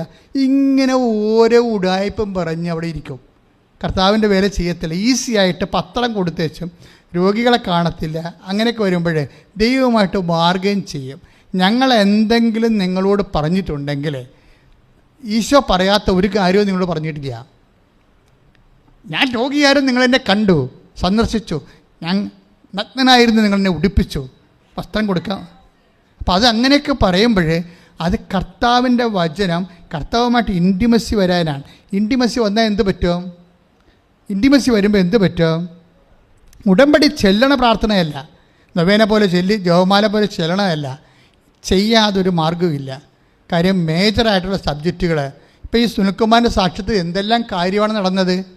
വീട് വെച്ചു, ആ ഉറഞ്ഞ വീട് മാറ്റി വീട് വെച്ചു, അവൻ്റെ കടങ്ങൾ പരിഹരിച്ചു, മകന് ജോലി കിട്ടി, അയാൾക്ക് ജോലി കിട്ടി. അതൊക്കെ ഞാൻ പറഞ്ഞില്ലല്ലോ. അപ്പനും മകനും ജോലിയായി, കടങ്ങൾ പരിഹരിച്ചു. എത്ര കാര്യങ്ങളാണ് നടക്കുന്നത്. ഇപ്പം തന്നെ നമ്മുടെ സാന്ദ്രി ആൻ്റോയുടെ സാക്ഷ്യങ്ങളുടെ ഘടന പരിശോധിക്കുമ്പോൾ എന്താ, സാന്ദ്രി ആൻ്റോ ഉടമ്പടി എടുത്തിട്ട് ഭർത്താവിനെയും മകനെയും വേറെ പറഞ്ഞു വിട്ടിരിക്കുകയാണ് കണ്ണൂരിൽ നിന്ന്. നിങ്ങൾ ചെന്ന് അമ്മയുടെ മുഖത്തോട്ട് നോക്കണം. ഭാര്യ പറയണതാണ്, നിങ്ങൾ ചെന്ന് അമ്മയുടെ മുഖത്തോട്ട് നോക്കണം. എന്നിട്ട് അമ്മയോട് പറയണം, നമുക്ക് 15-ാം തീയതി ജപ്തിയാണ്, 15-ാം തീയതി മാർച്ച് 15-ാം തീയതി ജപ്തിയാണ്, അതുകൊണ്ട് ഒരു ഡേറ്റ് ഇട്ടും പോരാൻ പറഞ്ഞു. ഒരു ഡേറ്റ് ഇട്ടും പോരാൻ. എവിടെ? അമ്മയെടുത്തേ. അപ്പോൾ മകളുമുണ്ട്, അവൾ ബിഫാമ പഠിച്ചിട്ട് ദുബൈയിൽ പോകാൻ വേണ്ടി നിൽക്കുകയാണ്. അപ്പോൾ അവളുടെ പാസ്പോർട്ട് കൊണ്ട് അവളും വന്നിട്ടുണ്ട് അപ്പൻ്റെ കൂടെ. അപ്പനും മകളും കൂടി അവളെന്ത് ചെയ്യും, സിസ്റ്ററിനെ കൊടുത്തിട്ട് പാസ്പോർട്ട് മാതാവിനെ സമർപ്പിച്ചും തിരിച്ച് മേടിച്ച്. അപ്പൻ ഇവിടെ നിന്ന് വെച്ചു ഒരു ഡേറ്റ് ഇട്ട് മകളുമായിട്ട് ആലോചിച്ചിട്ട്, കാര്യം ജെട്ട് ചെയ്ത് പോകുന്നതല്ല വീട് സ്ഥലവും, അതുകൊണ്ട് ഡേറ്റ് ഇട്ട് മാർച്ച് 10 പറഞ്ഞ് ഡേറ്റ് ഇട്ട്, മാർച്ച് 10 പറഞ്ഞൊരു ഡേറ്റ് ഇട്ടവർ. അവർ ഡേറ്റ് ഇട്ട് അപ്പനും മകളും കൂടി പാസ്പോർട്ടും മാതാവിനെ ഏൽപ്പിച്ചിട്ട് തിരിച്ചവർ കണ്ണൂർ ചെന്ന്. അപ്പോൾ അമ്മ പറഞ്ഞ് മാർച്ച് 10 ഡേറ്റ് അല്ലേ. അപ്പോൾ അവരോട് പറഞ്ഞിട്ടില്ല, അവരിങ്ങോട്ട് പറയണം മാർച്ച് 10 ഡേറ്റ് ഇട്ടിരിക്കണമെന്ന്. എന്താ കാര്യം വെച്ച് കഴിഞ്ഞാൽ ഇതിനൊരു ഇൻറ്റിമസിയുടെ പ്രോബ്ലം ഉണ്ട്. അതായത് നമ്മൾ ദൈവവും തമ്മിൽ ഉടമ്പടിയെ ശരണോടെ നടക്കുന്ന ആൾക്കാരുണ്ട്. ഇത് ഒക്കട്ടെ കിട്ടിയാ ഊട്ടിയെന്നൊക്കെ പറഞ്ഞ് ചെയ്യണ അലവരാതി ആൾക്കാരുണ്ടല്ലോ. അതല്ല, ഉടമ്പടി എന്ന് പറയുമ്പോൾ സത്യസന്ധമായ കറക്റ്റ് ഉടമ്പടി എബ്രാഹത്തിൻ്റെ കാലം മുതലുള്ള സംഭവമാണത്. അത് യേശുവിൻ്റെ കാലമാണ് കുർബാനയായിട്ട് മാറുന്നത്. അത് ഉടമ്പടിയാണ്. ദൈവം ഉടമ്പടിയാണ് ചെയ്യണത് ഏറ്റവും വലിയ കാര്യങ്ങൾക്ക്. അത് നമ്മൾ ചെയ്യുകയാണ്. അപ്പോൾ ആ ചേച്ചി എന്ന് പറയണത് ഇവിടെ തൊന്നപ്പോൾ എനിക്ക് മാതാവെന്ന് തോണ്ടിയെന്ന് തോന്നണവരെ കാര്യത്തിൽ അവരത് കറക്റ്റായിട്ടാണ് ചെയ്യണത്. അവരെൻ്റെ പഴയ ധ്യാനം കൂടി കൂടിക്കൊണ്ടിരിക്കുകയാണ്. ഉച്ചയ്ക്ക് ഇവർ അപ്പനെയും മകളെ ഇങ്ങോട്ട് പറഞ്ഞു വിട്ടിട്ട് അവരടുക്കള ജോലി ചെയ്യുമ്പോൾ പഴയ ധ്യാനം വെച്ചുകൊണ്ടിരിക്കുകയാണ്. പണ്ടത്തെ ഉടമ്പടി ധ്യാനം വെച്ചുകൊണ്ടിരിക്കുകയാണ്, കേട്ടോണ്ടിരിക്കുകയാണ്. അപ്പോൾ എന്താ, നിങ്ങൾ ധ്യാനം പോലും കേൾക്കാത്ത ആൾക്കാരുണ്ട് അല്ലേ? ഇവിടെ ധ്യാനം കൂടിയിട്ട് അത് ഷെയർ ചെയ്യണം, നിർബന്ധമാണ്. ഇപ്പം അതുകൊണ്ട് എന്തെങ്കിലും ഇഷ്യൂ ഉണ്ടായി അച്ഛനെ കാണേണ്ട ഒരു അവസ്ഥ വന്നു കഴിഞ്ഞാൽ ഞാൻ ഇവിടെ വരുമ്പോൾ നിങ്ങളോട് ചോദിക്കും, എത്ര ഷെയർ ചെയ്തത് നിങ്ങൾ, എന്നാണ് ഷെയർ ചെയ്തത്? അപ്പോൾ എനിക്ക് സംശയം ഉണ്ടെങ്കിൽ കാണട്ടെന്ന് പറയും. മൊബൈൽ എന്ന് ഷെയർ ചെയ്തത് കാണട്ടെന്ന് പറയും. കാര്യം ഇവർ മൊബൈൽ അപ്പോഴാണ് പറയണത്, ഇവർ ധ്യാനം കൂടിയിട്ട് പോലും കാണത്തില്ല. ആ ഉടമ്പടി വന്ന് 10 രൂപ മേടിച്ച് പോയി എന്നല്ലാതെ വേറെ ഒന്നും ചെയ്തിട്ടില്ല. ഇപ്പോൾ ഇഷ്യൂ ഉണ്ടായപ്പോൾ അവിടെ ഒന്ന് കൈയും കാലും വിട്ട് അടിച്ച് ബഹളം ഉണ്ടാക്കി, ഞാൻ എന്തുമാത്രം കഷ്ടപ്പെടുന്ന എത്രാത്ത നടപ്പാണെന്ന്, നിങ്ങൾക്ക് തന്നാലും എന്താ, അച്ഛനെ കാണാൻ ഒരു ചീട്ട് തന്നാലും എന്താണെന്ന് പറഞ്ഞ് ഇവരവിടെ സമ്മർദ്ദം ഉണ്ടാക്കി ധ്യാനകേന്ദ്രമാകുമ്പോൾ അവിടെ ഇരിക്കുന്ന ആൾക്കാർ ഇവരുമായിട്ട് ഗുസ്തി വെക്കുക. ഇല്ല, അവർക്ക് ചീട്ട് കൊടുത്ത് വിടും. എന്നിട്ട് പുറകെ വന്നതും പറയും മറ്റേ സംഭവം ഫ്രോഡാണ് കേട്ടാ, അവരൊരു പണിയും ചെയ്തിട്ടില്ല. പിന്നെ ഇപ്പോൾ കാര്യം ഉണ്ടായപ്പോൾ ചീട്ടും വലിച്ചുകൊണ്ട് വന്നിരിക്കണമെന്ന് പറഞ്ഞിട്ട് പോര്, ഇത്രയും നമ്പർ ചീട്ട് ഫ്രോഡാണെന്ന് പറഞ്ഞിട്ട് പോര്.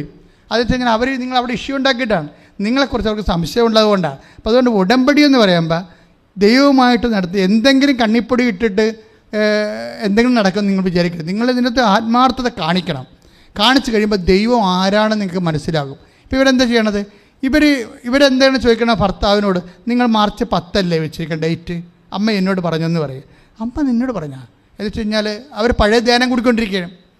ഉച്ചക്ക് കഞ്ഞി അനത്തണ സമയത്ത്, കഞ്ഞി അനത്തണം എന്നല്ലേ പറയണത്, ഈ വാറ്റണ സമയത്ത് അല്ലേ, ചോറ് വാറ്റണ സമയത്ത് ഇവർ പഴയ ഉടമ്പടി ധ്യാനം കൂടിക്കൊണ്ടിരിക്കുന്ന സമയത്ത് അവിടെ നിന്ന് ഞാൻ അവരോട് പറഞ്ഞെന്ന് അവർ പറയണത്, നിങ്ങൾക്കൊരു നമ്പറുണ്ട് 42 എന്ന്.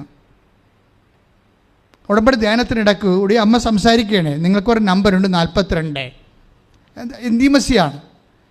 നീ നടക്കേണ്ട വഴി നിൻ്റെ മുഖത്ത് നോക്കി അമ്മ ഉപദേശിക്കുകയാണ്, നിങ്ങൾക്കൊരു നമ്പറുണ്ട് 42. അവർ കലണ്ടറിൽ പോയി നോക്കി. അവരന്ന് ഈ സ്വരം കേട്ട സമയം മുതൽ അവർ മൊബൈൽ വെച്ചുകൊണ്ടിരിക്കണ്ട, മൊബൈലിൽ നിന്ന് സാധനം വന്നത്. അവർ ആ ഡേറ്റ് തൊട്ട് അവർ 42 ദിവസങ്ങൾ കലണ്ടർ എണ്ണി നോക്കിയപ്പോൾ 42-ാം ദിവസം മാർച്ച് 10.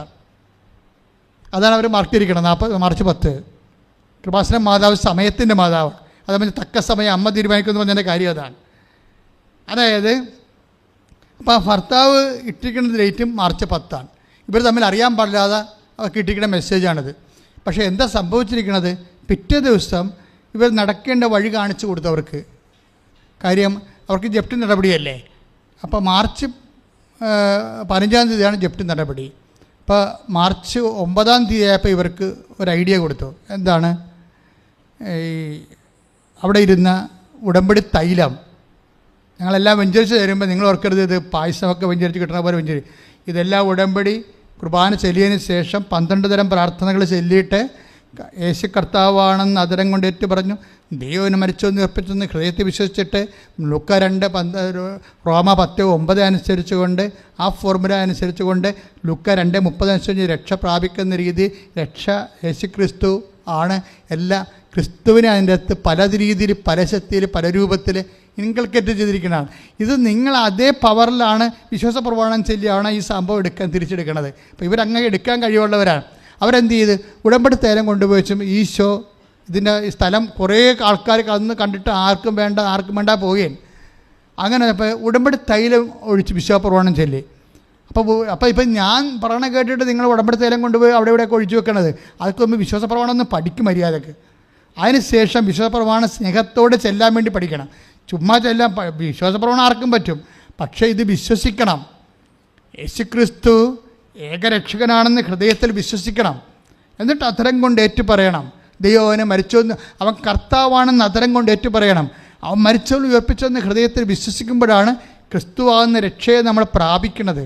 അത് ക്രിസ്തു എല്ലാമാണ്. ക്രിസ്തുവിന് ശക്തി ആയതുകൊണ്ട് ബോഡി പ്രാപിച്ചാൽ അത് സൗഖ്യമായി മാറും, ജീവിത മണ്ഡലങ്ങൾ പ്രാപിച്ചാൽ അത് അനുഗ്രഹമായി മാറും, അതുപോലെ തന്നെ ആത്മാവിൽ പ്രാപിച്ചാൽ കൃപയായി മാറും, അത് നിത്യമഹത്വത്തിന് കാരണമാകും. ക്രിസ്തു എല്ലാമാണ്. അപ്പോൾ ക്രിസ്തുവിനെ വ്യത്യസ്തമായ രീതിയിലാണ് നമ്മളിത് വ്യത്യസ്തമായ മീഡിയൻസിലൂടെയാണ് ഇത് പ്രാപിക്കുന്നത്. അപ്പോൾ അതുകൊണ്ട് എന്താ ചെയ്യണമെന്ന് വെച്ചാൽ ഇവരെ കൊണ്ട് ഉടമ്പടി തൈലം വിശ്വപ്രമാണം ചൊല്ലി എടുക്കാത്ത സ്ഥലത്ത് ഒഴിച്ചിട്ട് അവർ പോകുന്നു. പിറ്റേ ദിവസം സ്ഥലം വിറ്റുപോയി. കാശ് കൃത്യമായിട്ട് 10-ാം തീയതി തന്നെ കൊടുത്ത് അവർക്ക് ജപ്തി നടപടി 15-ാം തീയതി, പിറ്റേ ദിവസം 10-ാം തീയതി സ്ഥലം വിറ്റുപോയി. അമ്മ പറഞ്ഞ ആ ഡേറ്റ് അമ്മ അതിലിട്ട ആ ഡേറ്റിന് സ്ഥലം വിറ്റ് പോവുകയും അവർ സ്ഥലം കാശ് വേണ്ടി കൊടുത്തിട്ട് ജപ്തി നടന്ന് രക്ഷപ്പെട്ട്. പക്ഷേ ആ സമയത്ത് തന്നെ മകൾ കയറിപ്പോയി, നമുക്ക് അവിടെ ജോലിയായി. ഇപ്പം ഇതെല്ലാം ഒരപ്പനും മകളും അമ്മയും കൂടി ചെയ്യുന്ന ഒരു എക്സിക്യൂഷനുണ്ട്, ഉടമ്പടി എക്സിക്യൂഷൻ. അതിനവർ കാണിക്കുന്ന ഉള്ളിലുള്ള ഒരു പൂർണ്ണമായ വിശ്വാസമുണ്ട്.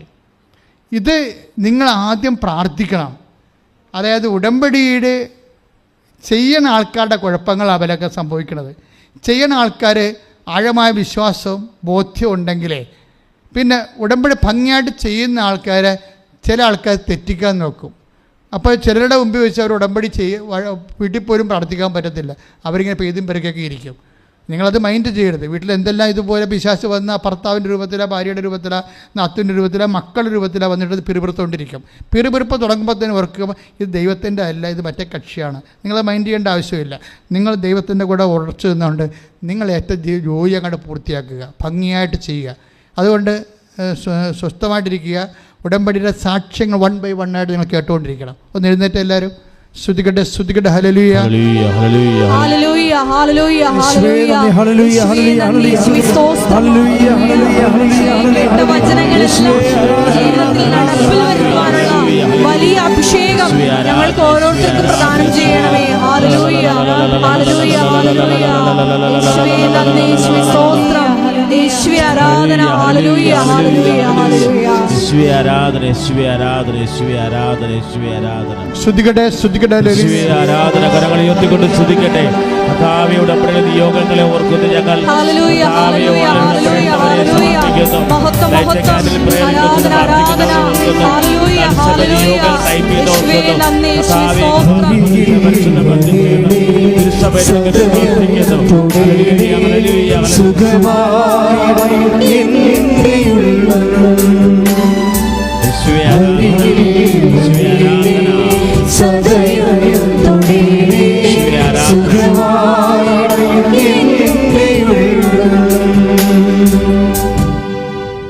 അറിയിപ്പുകളെ എല്ലാ ദിവസവും ഉടമ്പടി എടുക്കാൻ പുതുക്കാനും ഇവിടെ അവസരമുണ്ട്. എല്ലാ ദിവസവും ഉണ്ട്. രാവിലെ 7:30 കുർബാന, ചില സമയത്ത് 8 മണിയാകും. പക്ഷേ അതിൻ്റെ ടൈം 7:30 മണിക്കാണ്. രാവിലെ എത്തിക്കഴിയുന്ന 5 മണിക്ക് 5:30 എത്താൻ ആൾക്കാരുണ്ട്. 6:30 നമ്പർ കൊടുക്കും. എന്താ നമ്പർ കൊടുക്കണം? ആദ്യം വന്നവർക്ക് ആദ്യം നമ്പർ കിട്ടും. 6:30 ഞങ്ങൾ കൗണ്ടറിൽ നമ്പർ കൊടുക്കും. അല്ലെങ്കിൽ അവസാനം 10 മണിക്ക് വരുന്ന ആൾക്കാർ ആദ്യം കയറിപ്പോവും. ആദ്യം വന്ന ആൾക്കാരവിടെ നിൽക്കും. അതുകൊണ്ട് ഞങ്ങൾ നമ്പർ തരാം. നമ്പർ അനുസരിച്ച് മുകളിൽ എടുക്കത്തുള്ളൂ. താഴേക്ക് വരുമ്പോഴേ നമ്പറാണ് എല്ലായിടത്തും ഫോളോ ചെയ്ത് പോകുന്നത്. അപ്പോൾ അതുകൊണ്ട് നിങ്ങളുടെ സൗകര്യം അനുസരിച്ച് വരിക. ആദ്യത്തെ ഒരു ക്ലാസ് രാവിലെ അച്ഛൻ്റെ ക്ലാസ്സാണ്. അത് കുർബാന കഴിയുമ്പോൾ തന്നെ 9 മണിക്ക് ആരംഭിക്കാം. ആ ക്ലാസ് കഴിഞ്ഞാൽ ഉടനെ നിങ്ങളപ്പോൾ തന്നെ ഒരു പിക്കപ്പ് ആവും ശരിക്കും. അതിനുശേഷം നിങ്ങൾക്ക് ഉടമ്പടി എങ്ങനെ ചെയ്യണമെന്ന് പറഞ്ഞുകൊണ്ട് മുകളിൽ ക്ലാസ്സുണ്ട്. ഉടമ്പടി പുതുക്കാനുള്ളവർക്ക് സെക്കൻഡിലെ 2ാമത്തെ ഫ്ലോറിൽ കൗൺസിലിംഗ് ഉണ്ട്. അതിനുശേഷം ഫസ്റ്റ് ബാച്ച് ചെയ്യുമ്പോൾ പിന്നെ വരുന്നവർക്ക് ക്ലാസ് വൈകുന്നേരം 4 മണിയോടുകൂടി ക്ലോസ് ചെയ്യും. 4 മണി കഴിഞ്ഞാൽ പുതിയ ആൾക്കാരെ എടുക്കത്തില്ല. 4 മണി കഴിഞ്ഞാൽ പുതിയ ആൾക്കാരെ എടുക്കത്തില്ല. അതുകൊണ്ട് ക്ലോസ് ചെയ്യാൻ. അപ്പോൾ ബാക്കിയുള്ളവരെ ഉടമ്പടി പൂർത്തിയാക്കി പുതുക്കിയിട്ട് 5 മണിക്ക് സ്ഥാപനം ക്ലോസ് ചെയ്യും. അതാണ് ഇവിടുത്തെ ടൈം ടേബിൾ. അപ്പോൾ അതുകൊണ്ട് നിങ്ങൾ ഉടമ്പടി എടുക്കുന്നതിന് ഏറ്റവും കുറഞ്ഞത് 3 മണിക്കൂർ വേണം. അപ്പോൾ നിങ്ങൾ ചില ആൾക്കാരൊക്കെ വൈകുന്നേരം വന്നിട്ട് ഒരു ഉടമ്പടി ഇങ്ങോട്ട് കാണണമെന്നൊക്കെ പറയും. എന്ത് പറയാനാ? അവരവർക്കുണ്ട് 2 മിനിറ്റ് കൊണ്ട് സമയം ഉടമ്പടി എടുത്ത് പോകാമെന്നില്ല. അത് നടക്കത്തില്ല. നിങ്ങൾ കൃത്യമായിട്ട് പഠിച്ച് ബോധ്യപ്പെട്ട് ഞങ്ങൾക്ക് ഉറപ്പ് വന്നാൽ മാത്രമേ. കാര്യം ഉടമ്പടി ദൈവം ഞങ്ങളെ ഏൽപ്പിച്ചതാണ്. എത്രയോ കാലം ഇങ്ങനൊരു ശുശ്രൂഷ ഏൽപ്പിച്ചെന്ന് പറയുമ്പോൾ നിനക്ക് 4 വയസ്സ് മുതലുള്ള കർത്താവുമായിട്ടുള്ള അടുപ്പമാണ്, ബന്ധുവാണ്. ഈ ദൈവം നിങ്ങളുമായിട്ട് അടുത്ത് കഴിഞ്ഞാൽ ദൈവം ആരാണെന്ന് നമ്മളറിയും. അങ്ങനെ അറിയാൻ വേണ്ടിയും ദൈവത്തിന് വേണ്ടി ജീവിക്കാൻ വേണ്ടി നിങ്ങൾ തീരുമാനിക്കുക. ബാക്കിയുള്ളത് സിമ്പിളാണ് കാര്യങ്ങൾ. ഓക്കെ, ഒരു കാര്യം. രണ്ടാമത്തെ കാര്യം, ഉടമ്പടി പുതുക്കാനും എടുക്കാനുമുള്ള നമ്പർ ഒക്കെ വിളിച്ച് ചോദിക്കണമെന്നുണ്ടെങ്കിൽ ഈ നമ്പറിൽ വിളിച്ചാൽ മതി. 81 38 04 51 98. രണ്ടാമത്തെ നമ്പർ 98 47 48 15 87. ഈ നമ്പറിൽ വിളിച്ചാൽ ഉടമ്പടി എടുക്കാനും പുതുക്കാനുമുള്ള എല്ലാ കാര്യങ്ങളും നിങ്ങൾക്ക് അവർ പറഞ്ഞു തരും. പിന്നെ അച്ഛനെ കാണണമെന്ന് ആഗ്രഹമുള്ളവർ വിളിക്കേണ്ടത് ഈ നമ്പറിലല്ല, അതിന് വേറെ നമ്പറുണ്ട്. അത് ആ നമ്പർ 9447285400. ഇതാണ് അച്ഛനെ കാണാൻ നമ്പർ. കാര്യം ഞാൻ ചിലപ്പോൾ ഒരാഴ്ച 3 ദിവസം കൂടെ ഉണ്ടാകത്തുള്ളൂ. കാരണം വേറെ സീരിയസ് ആയിട്ടുള്ള ശുശ്രൂഷകൾ വരുമ്പോഴും ഉത്തരവാദിത്തം വരുമ്പോഴും ചിലപ്പോൾ മരിപ്പ് വേണമെങ്കിൽ വരും, ചിലപ്പോൾ സഹപ്രവർത്തകരുടെ കല്യാണം വരും, ചിലപ്പോൾ അടിയന്തരം വരും, ചിലപ്പോൾ അങ്ങനെയൊക്കെ ചിലപ്പോൾ പെട്ടെന്ന് പോകും. ചിലപ്പോൾ കോടതി കേസ് വരും. സാമൂഹ്യ പ്രവർത്തനം ഉള്ളതുകൊണ്ട് കേസുണ്ട്, 3 കേസുണ്ട്. അപ്പോൾ ആ കേസ് വരുമ്പോൾ അതിന് പോകും. അപ്പം അങ്ങനെയുള്ള സമയത്തൊക്കെ പോകുന്ന കാരണം നിങ്ങളിവിടെ രോഗികളെയും കൊണ്ടുവരുമ്പോൾ അച്ഛനില്ല എന്നുണ്ടെങ്കിൽ എനിക്കും പ്രയാസമാണ്, നിങ്ങൾക്കും പ്രയാസമാണ്. അതുകൊണ്ട് അച്ഛനില്ലേ ഉണ്ടോ എന്നറിയാൻ വേണ്ടിയാണ് ആദ്യം ഈ സബിത എന്ന് പറയുന്ന ആൾക്കാരുടെ തന്നെ എൻ്റെ സ്വന്തം നമ്പറാണത്. പക്ഷേ ഇരിക്കണത് ഇവിടുത്തെ കമ്മ്യൂണിക്കേഷൻ സെക്രട്ടറിക്കല്ല ഇരിക്കണത്. അവിടെ അവർ 9447285400. ഇതാണ് നമ്പർ. ഈ നമ്പർ വിളിച്ച് ചോദിക്കണം. കിട്ടാൻ വലിയ പാടാണ്. കാര്യം ആൾക്കാർ ഇങ്ങനെ വിളിച്ചുകൊണ്ടിരിക്കുകയാണ്. അപ്പോൾ നിങ്ങൾക്ക് ഇത് എന്ത് വിളിയെന്ന് ചോദിക്കും. പക്ഷേ ഒരു അരമണിക്കൂറൊക്കെ കഴിയുമ്പോൾ കിട്ടും. മറ്റാളെ ഓരോരുത്തർ ഇങ്ങനെ വിളിച്ചുകൊണ്ട് ഇരിക്കണമല്ല. അപ്പോൾ അതുകൊണ്ട് പ്രാർത്ഥിച്ച് വിളിക്കുക, വിളിച്ചിട്ട് കാര്യം പറയും. അപ്പോൾ കാര്യം പറയുമ്പോൾ രോഗികൾക്കാണിത് പറയണത്. പിന്നെ നീലക്കാർഡും വെള്ളക്കാർഡും ഉള്ളവരെ അച്ഛൻ കാണും. നീലക്കാർഡ് എന്ന് പറയുന്നത് എന്താണ്? ഉടമ്പടി 1 കൊല്ലം പുതുക്കിയവർ. വെള്ളക്കാർഡ് എന്ന് പറയുന്നത് ഉടമ്പടി 2 കൊല്ലം പുതുക്കിയ ആൾക്കാർക്കൊക്കെ പച്ചക്കാർഡ് മാറും, വെള്ളക്കാർഡ് നീലക്കാർഡും വരും. അപ്പോൾ അവർക്ക് 90 ദിവസം കൂടുമ്പോൾ ഈ ചീട്ട് ഓഫീസിൽ കാണിച്ച അച്ഛനെ കാണാനുള്ള ഫ്രീ പാസ് തരും. പക്ഷേ ആവശ്യം ഉണ്ടാകണം, അത്യാവശ്യം ഉണ്ടാകണം. കാര്യം നിങ്ങളുടെ കാര്യങ്ങളെല്ലാം അവർ കേട്ടിട്ട് നിങ്ങൾ അത്യാവശ്യമാണോ, ചുമ്മാ കാണാൻ വേണ്ടിയാണോ എന്നൊക്കെ നോക്കിയിട്ട് അതിനേക്കാൾ ആശുപത്രി നിൽക്കുന്ന ആൾക്കാർക്കാണ് ആദ്യം കൊടുക്കത്തുള്ളൂ. പിന്നെ എമർജൻസി രോഗികൾ, സോറിയാസിസ്, അതുപോലെ തന്നെ അവർക്ക് കേൾക്കുമ്പോൾ അറിയാൻ പറ്റും നിങ്ങൾക്ക് സർവൈവ് ചെയ്യാൻ പറ്റാത്ത രോഗിയാണ്. നിങ്ങൾക്ക് ജോലിക്കും ചെയ്യാൻ പറ്റണില്ല, ഇരിക്കാനും പറ്റണില്ല, നടക്കാനും പറ്റില്ല, ഉറങ്ങാൻ പോലും പറ്റാത്ത, ഭക്ഷണം കഴിക്കാൻ പറ്റാത്ത രോഗികളൊക്കെ ഇല്ലേ? അത് ആ രോഗികളെ കൃത്യമായിട്ട് കറക്റ്റായിട്ട് അവർക്ക് തോന്നിയ ചിലത് ഉടമ്പടി തൈലം നന്നായിട്ട് ചെയ്ത് അച്ഛനെ കാണാൻ നിർബന്ധമില്ല. ഉടമ്പടി തൈലം, ഉടമ്പടി ഉടുപ്പ്, അതൊക്കെ എല്ലാം കൃത്യമായിട്ട് പാലിച്ചു കഴിഞ്ഞാൽ അത് സൗഖ്യപ്പെട്ട് വരും. അപ്പോൾ അതുകൊണ്ട് അതിൻ്റെ അപ്പുറത്തുള്ള ചില വിഷയങ്ങൾ ഡിസ്കസ് ചെയ്യാനുണ്ടാവും. കൺഫ്യൂഷൻ വന്നിട്ട് ഡിസ്കസ് ചെയ്യാൻ. ഇപ്പോൾ അയാൾ പറഞ്ഞില്ല മാൾട്ടയിൽ പോകാൻ, ഇസ്രായേലിൽ പോകാൻ പറ്റത്തില്ലെന്നൊക്കെ പറഞ്ഞില്ല, കാശ് പോയതിനെ എടുക്കും. അപ്പം അങ്ങനെയുള്ള ഇഷ്യൂ ഉണ്ടാകുമ്പോൾ കാണാതിരിക്കാൻ പറ്റാത്തൊരവസ്ഥ വരുമ്പോൾ ഉടമ്പടി അവിടെ സീനിയോറിറ്റി വേണം അതിൻ്റെ അകത്ത്. ഉടമ്പടി നിങ്ങളുടെ വിഷയം സീരിയസ് ആയാൽ മാത്രം പോരാ, നിങ്ങളുടെ ഉടമ്പടി സീരിയസ് ആയിരിക്കണം. ഉടമ്പടിയിൽ എല്ലാ പേപ്പറും ഉണ്ടോ, എല്ലാ സമയത്തും പുതുക്കിയതാണോ, പുതുക്കാത്ത ഗ്യാപ്പുണ്ടോ, ഗ്യാപ്പുണ്ടെങ്കിൽ ഇപ്പോൾ കാര്യം വരുമ്പോൾ നിങ്ങൾ ഉടമ്പടി ഉഴപ്പ് ജീവിക്കുക. എന്നിട്ട് വിഷയം വരുമ്പോൾ അതും പൊക്കിക്കൊണ്ട് വന്നാലൊന്നും ചീട്ട് കിട്ടത്തില്ല. നിങ്ങൾ ആദ്യം ചെയ്യേണ്ടത് ഉടമ്പടി എപ്പോഴും പുതുക്കി പക്കായിട്ട് നിർത്തണം. എപ്പോഴും ഉടമ്പടി പക്ക ഉടമ്പടി ആയിരിക്കണം. അതിൻ്റെ പ്രേക്ഷിത പ്രവർത്തനവും അതിൽ ചിലക്ക് ആരംഭശൂരത്വം ആദ്യത്തെ 2 മാസം ഭയങ്കരമായിട്ട് ഇടിവെട്ട് പ്രവർത്തനമൊക്കെ ചെയ്യും. അത് കഴിഞ്ഞപ്പോൾ ആപ്പാടെ പഴയനേക്കാൾ ഗതികേടായിട്ട് ജീവിച്ചിട്ട് ഇഷ്യൂ ഉണ്ടാകുമ്പോൾ അതും കൊണ്ട് വരും. ജപ്തി നടപടിയോ വല്ലവരും ഉണ്ടാകുമ്പോൾ ഇതും കൊണ്ട് വരും. ഞാൻ 2 പുതുക്കിയതാണ്, അതിനെ കൂനെന്നൊക്കെ പറയും. അപ്പോൾ പേപ്പറെല്ലാം ഇവിടെ ഞങ്ങൾക്കെല്ലാം രേഖകളാണ്. ഇവിടുന്ന് അല്പം ഒരു മൂവ്മെൻറ്റ് നടത്തി അപ്പം തന്നെ എൻ്റെ പേപ്പറോ സീലോ ഒപ്പോ എല്ലാം ഉണ്ടാവും. ഉടമ്പടി തൈലം മേടിച്ചാൽ പോലും ഒപ്പുണ്ടാവും. അന്ന് ഒപ്പോഴും ആ ഡേറ്റ് ഇട്ട്. കാര്യം ഉടമ്പടി തൈലം പിന്നെ ആൾക്കാർ എല്ലാ ദിവസവും എല്ലാ ആഴ്ചയിലും വന്ന് മേടിക്കാതിരിക്കാൻ വേണ്ടിയാണ്. ഒരു തുള്ളിയല്ലേ ഉപയോഗിക്കാൻ പാടുള്ളൂ, ആവശ്യമില്ലാതെ ഒത്തിരി ഉപയോഗിക്കേണ്ട കാര്യമില്ലത്. അപ്പം അതുകൊണ്ട് എല്ലാം നിങ്ങൾ പക്കായായിട്ട് പോകണമെന്നാണ് അച്ഛൻ്റെ അഭിപ്രായം. കാര്യം ഉടമ്പടി ഉഴപ്പിയ ആത്മീയ കാര്യങ്ങൾക്ക് ഉടമ്പടി ദൈവത്തോട് ചെയ്ത വാഗ്ദാനം പാലിച്ചില്ല എന്നുള്ള രീതി വരുമ്പോൾ മെസ്സേജിന് ഇൻറ്റിമസി പോയി കഴിഞ്ഞാൽ പിന്നെ ആ ഒരു ബന്ധം പോയാൽ മെസ്സേജ് ഫ്ലോപ്പാകും. കാര്യം ഒരു മെസ്സേജ് എടുക്കണമെങ്കിൽ 15 മിനിറ്റ് വേണം. ഒരു ദിവസം തന്നെ ഉടമ്പടി 250 പേര് എടുക്കുന്നുണ്ട്. അപ്പോൾ ഒരാൾക്ക് എങ്ങനെ 15 മിനിറ്റ് കൊടുക്കണത്? അപ്പോൾ അയാൾ അത്രയും കണ്ട് അഡമൻ്റായിട്ട് ഉടമ്പടി എന്ന് പറഞ്ഞ് ജീവിക്കുന്ന ആളായിരിക്കണം. അപ്പോൾ 15 മിനിറ്റ് കൊടുത്താൽ നമുക്ക് പ്രശ്നമില്ല. അല്ലാത്തവർക്ക് ചിലപ്പോൾ ഒരു ബ്ലെസ്സിങ് മാത്രം മതി പ്രെയർ ചെയ്യാൻ. പക്ഷേ ആ ബ്ലെസ്സിങ് കിട്ടണമെങ്കിൽ പോലും ഉടമ്പടി കറക്റ്റായിരിക്കണം.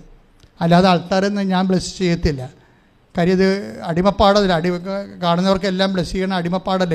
ഇത് ഉടമ്പടി അനുസരിച്ച്, ഉടമ്പടി ധ്യാനകേന്ദ്രമാണ്. അപ്പോൾ ഇത് സംസാരിക്കണമെങ്കിൽ പോലും ഉടമ്പടി അനുസരിച്ച് സംസാരിക്കത്തുള്ളൂ. ഞങ്ങൾ ചോദിക്കണേ ഇതാണ്, ഉടമ്പടി എടുത്തതാണ്. രണ്ടാമത്തെ ചോദ്യം ഉടമ്പടി പുതുക്കിയാണ്. മൂന്നാമത്തെ ചോദ്യം സാക്ഷ്യം പറഞ്ഞതാണ്. ചില ആൾക്കാർ ഉടമ്പടി നീലയായിരിക്കും, പക്ഷേ സാക്ഷ്യം പറഞ്ഞു കാണാൻ പറ്റത്തില്ല. കാരണം സാക്ഷ്യം ഉണ്ടാകാതിരിക്കേണ്ട കാര്യമില്ല. സാക്ഷ്യം ഉണ്ടാകാതിരിക്കുന്ന കാര്യം ഒരു ഉഴപ്പിട്ട് തന്നെയാണ്, ഒരു സംശയമില്ല. കാര്യം ഉടമ്പടി ചുമ്മാ എടുത്താൽ സെക്കൻഡുകൾക്കുള്ളിലല്ലേ ആൾക്കാർക്ക് അനുഭവം കിട്ടണത്. അപ്പോൾ ഇവർക്ക് മാത്രം എന്താ, അപ്പോൾ ഇവർ പത്രം മേടിച്ച് ഇവിടെ വന്ന് ഒരു പരിധി വരവ് വന്ന് അങ്ങനെ പുതുക്കിക്കൊണ്ടിരിക്കണം എന്നല്ലാതെ ഇവർ സാക്ഷ്യവും ചെയ്തിട്ടില്ല. അവർക്ക് സാക്ഷി ഇല്ല. അപ്പോൾ സാക്ഷ്യം പ്രധാനപ്പെട്ട വിഷയമാണ്. സാക്ഷ്യത്തിന് വേണ്ടി ഒരു കൗണ്ടറുണ്ട്, അവിടെ ആളുണ്ടാകും. നിങ്ങൾ സാക്ഷി എഴുതി കാണിക്കണം. എഴുതി കഴിഞ്ഞാൽ ചിലപ്പോൾ പറയിപ്പിക്കാൻ ചിലപ്പോൾ അനുവദിക്കത്തില്ല, പക്ഷേ ഒപ്പിട്ട് തരും. അത് നിങ്ങളുടെ പൗച്ചിൽ വെക്കണം. ഒപ്പിട്ട് തരണമെങ്കിൽ പറയിപ്പിക്കുന്ന സാക്ഷ്യമാണെങ്കിൽ പറയിപ്പിക്കും. കാര്യം ഒരു എ ഗ്രേഡ് കിട്ടാതെ പറയിപ്പിക്കത്തില്ല. ഉടമ്പടി കണ്ടൻ്റ് കൊണ്ടാണ് ആ സാക്ഷ്യത്തിൽ. വല്ലതും വന്നതൊക്കെ പറഞ്ഞാൽ അങ്ങനെയുള്ള ഒരു അവസ്ഥയല്ല. അങ്ങനെ എന്തും പറയണ ഒരു സാക്ഷ്യമുള്ള സ്ഥലമല്ല. വളരെ ചുരുക്കം സാക്ഷ്യമേ പറയിപ്പിക്കത്തുള്ളൂ. അതായത് എ ഗ്രേഡ് A1 ഗ്രേഡ് ഉണ്ടാകണം. കാര്യം കണ്ടൻറ്റ് സമയബന്ധിതമായിരിക്കണം. പിന്നെ മേജർ സബ്ജക്റ്റ് ഹെവി ഡ്യൂട്ടി ആയിരിക്കണം. ദൈവ ഇടപെടലുണ്ടാകണം. അതൊക്കെയാണ് ഉടമ്പടി സാക്ഷ്യത്തിൻ്റെ അതിൻ്റെ ഒരു ഫീച്ചർ. അതാണ്. അല്ലാതെ നമ്മൾ സാധാരണ പനി മാറി അതങ്ങനെ കോവിഡ് മാറി എന്നൊക്കെ പറഞ്ഞു വന്നാലൊന്നും അതെടുക്കത്തില്ല.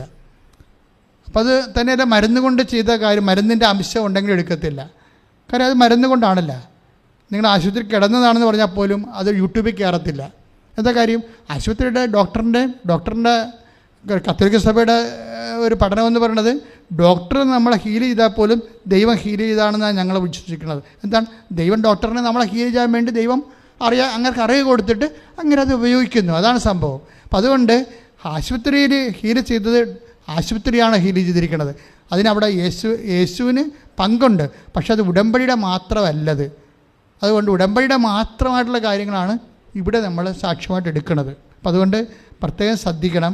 പക്ഷേ നിങ്ങൾക്ക് ഉടമ്പടിയുടെ മറ്റു കാര്യങ്ങളൊക്കെ ചെറിയ വീട് കിട്ടി അല്ലെങ്കിൽ വിവാഹം നടന്നു എന്നൊക്കെ സംഭവങ്ങൾ ഉണ്ടെങ്കിൽ അവിടെ പറയാം. അത് എഴുതി കൊടുത്താൽ ഒപ്പിട്ട് തരും. അത് നിങ്ങൾക്ക് സൂക്ഷിച്ച് വെക്കാം. അപ്പോൾ സാക്ഷ്യം നിങ്ങൾ പറഞ്ഞതിന് തുല്യമാണ്. പറഞ്ഞില്ലെങ്കിലും കാര്യം പറയാഞ്ഞതിൻ്റെ കാരണം എന്താണ്, അത് എ ഗ്രേഡ് അല്ലാത്തത് കൊണ്ടാണ് പറയാതിരുന്നത്. പക്ഷേ നിങ്ങൾക്ക് സാക്ഷ്യം ഉണ്ട്, നിങ്ങൾ പറഞ്ഞ കാര്യം കിട്ടിയിട്ടുണ്ട്. ഇവിടെ പറയാൻ പറ്റുന്ന അത്തരം ഗ്രേഡില്ലെന്ന് മാത്രമേ അതിനുള്ളൂ. അപ്പോൾ അത് പക്ഷേ നിങ്ങൾക്ക് എഴുതി കഴിഞ്ഞാൽ നിങ്ങളത് ഇവിടുന്ന് ഒപ്പിട്ട് തരും. അലക്സാണ്ടർ അച്ഛനോ എഡ്വേർഡോ ആരാണെന്ന് വെച്ചാൽ സാക്ഷ്യം കൈകാര്യം ചെയ്യാൻ ജോമോളോ അവർ ഒപ്പിട്ട് തരും. അതിൻ്റെ അകത്ത് അവർ ഒപ്പിട്ട് കഴിഞ്ഞാൽ അവർ 3 പേരുടെ ആണ് അച്ഛൻ അംഗീകരിക്കുന്നത്. അത് ഒപ്പിട്ട് കഴിഞ്ഞാൽ തീർച്ചയായിട്ടും നിങ്ങൾ സാക്ഷ്യം പറഞ്ഞ പോലെ കണക്കാക്കി കഴിഞ്ഞാൽ ഓഫീസിൽ നിങ്ങൾക്ക് തീർച്ചയായിട്ടും നമ്പർ തരും, കാണാനുള്ള നമ്പർ വരും. കാരണം വെച്ച് കഴിഞ്ഞാൽ ഏറ്റവും മുമ്പിൽ സമയം ഉണ്ടാകരുത്. അതാണ് അച്ഛൻ ആൾക്കാർ കാണുന്നത്. ഇപ്പോൾ ജെട്ടി നടപടിയൊക്കെ സമയമില്ലല്ലോ, പ്രഗ്നൻ്റാണ്, പക്ഷേ കൊച്ചിന് ഓട്ടിസമാണ്, അത് ഡൗൺ സിൻഡ്രോമാണെന്ന് ഡോക്ടർ പറഞ്ഞു, എടുത്തു കളയാൻ പറഞ്ഞു. മുമ്പിൽ സമയമില്ല. അപ്പോൾ അതെല്ലാം ഡോക്ടർ അപ്പം തന്നെ കാണും, അന്ന് തന്നെ കാണും. ഉടമ്പടി എടുത്തു കഴിഞ്ഞാൽ ഉടനെ കാണും. രാവിലെ 12:30ക്കാണ് കാണുന്നത്. ആദ്യത്തെ ഉടമ്പടി കഴിഞ്ഞ ആൾക്കാർ ഇറങ്ങുന്ന 12:30 മണിക്കാണ് പുറത്ത് ഫ്രീ ആകണത്. അപ്പോൾ അവിടെ വെച്ച് 12 തൊട്ട് അച്ഛൻ ആൾക്കാരെ കാണും. ചിലപ്പോൾ 2 മണി വരെ കാണും. പിന്നെ രണ്ടാമത്തെ ഉടമ്പടി എടുത്ത ആൾക്കാർ ഫ്രീ ആയി പുറത്ത് വരുന്നത് 3 മണിക്കാണ്. അപ്പോൾ 3:30 തൊട്ട് ഞാൻ ആൾക്കാരെ കാണാം. അപ്പോൾ അതിനുള്ളിൽ നിങ്ങൾക്ക് കൗണ്ടറിൽ നിന്ന് നിങ്ങളുടെ ഉടമ്പടി പേപ്പർ, നിങ്ങൾ ഉടമ്പടി വളരെ സൂക്ഷിച്ച് വെക്കണേ. കാര്യം ഇത് നമുക്ക് ഇന്ന് കിട്ടിയിരിക്കുന്ന ഒരു നിധിയാണ്. ഈ ഉടമ്പടിയോട് ബന്ധപ്പെട്ടുള്ള എല്ലാ ദൈവമായിട്ട് എന്തുമാത്രം അടുത്ത് വരാൻ നമുക്ക് കിട്ടിയിരിക്കുന്ന ഒരു അവസരമാണ്.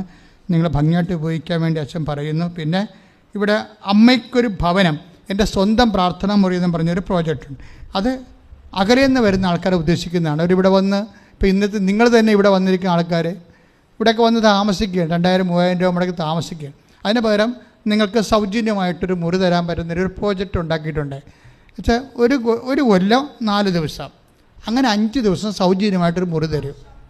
5 വർഷം, ഒരു വർഷം 4 ദിവസം ഫ്രീ ആയിട്ട്, അങ്ങനെ 5 വർഷം ഫ്രീ ആയിട്ട് മുറി തരും. അതിനാണ് അമ്മയ്ക്കൊരു മുറി, എൻ്റെ സ്വന്തം പ്രാർത്ഥനാ മുറി. അതൊരു പദ്ധതിയാണ്. അപ്പോൾ നിങ്ങൾക്ക് ആ മുറി പണിയണേന് നിങ്ങളുടെ ഇന്ന് ചിലപ്പോൾ ഒരു ഓഹരി ചോദിക്കും. അപ്പോൾ അത് കൊടുത്താൽ ചിലപ്പോൾ മുറി പണിയണമെങ്കിൽ ചിലപ്പോൾ 4 ലക്ഷം രൂപയോ 3.5 ലക്ഷം രൂപയോ ഹൈ ക്ലാസ് മുറിയാണ് ചെയ്യേണ്ടത്. നമ്മൾ വലിയ ഒരു ഗാർഡനാണ് അതിന് വേണ്ടി എടുത്തിരിക്കുന്നത്. അപ്പം അങ്ങനെ എടുക്കുമ്പോൾ അത് സെറ്റ് ചെയ്യാൻ വേണ്ടിയുള്ള സമയമെടുക്കും. ഈ വർഷം ഇപ്പോൾ 2 മാസം കഴിയുമ്പോൾ പണി തുടങ്ങും. അപ്പം അതുകൊണ്ട് അങ്ങനെ ഒരു മുറി വേണ്ടവർ തീർച്ചയായിട്ടും അതിന് പ്രത്യേക നമ്പറുണ്ട്. നിങ്ങൾക്ക് സ്വന്തമായിട്ട് മുറി ഫ്രീ ആയിട്ട് വേണ്ടവർ ഈ നമ്പറിൽ വിളിച്ചാൽ മതി. അതായത് 94 94469685. ഇതാണ് ആ നമ്പർ. 9447696815. ഈ നമ്പർ വിളിച്ചാൽ ഫ്രീ ആയിട്ട് നിങ്ങൾക്കൊരു മുറി കിട്ടാനും ഇവിടെ രാത്രി താമസിച്ചിട്ട് സമാധാനമായിട്ട് വരാനും അവിടെ പ്രാർത്ഥനയും മറ്റു കാര്യങ്ങളൊക്കെ അതുപോലെ തന്നെ കൃപാസനം തന്നെയാണല്ലോ അത്. തീർത്ഥാടകർക്ക് വേണ്ടിയുള്ള പിൽഗ്രിം കൃപാസനമാണത്. ആ മുറി മാതാവ് പ്രത്യക്ഷപ്പെട്ടതിൻ്റെ പേരിലാണത് നമ്മളത് അവിടെ ചെയ്യണത്. കൃപാസനം യൂട്യൂബ് അപ്ഡേറ്റ് ചെയ്യണമേ. ഇന്ന് തന്നെ യൂട്യൂബിൻ്റെ ഇതെല്ലാം കണ്ടിട്ട് നിങ്ങൾ ഷെയർ ചെയ്യണം. യൂട്യൂബ് സബ്സ്ക്രൈബ് ചെയ്യാത്തവർ എത്രയും വേഗം സബ്സ്ക്രൈബ് ചെയ്യണം. കാര്യം ഞങ്ങൾ ഇത് പണം ഉണ്ടാക്കാൻ വേണ്ടി കമ്പനിയിൽ നിന്ന് ഒറ്റ പൈസയും മേടിക്കണില്ല. ഇത് കർത്താവിന് വേണ്ടി പ്രേക്ഷിത പ്രവർത്തനം ചെയ്യാൻ വേണ്ടിയാണ് യൂട്യൂബ് ചാനൽ വെച്ചിരിക്കുന്നത്.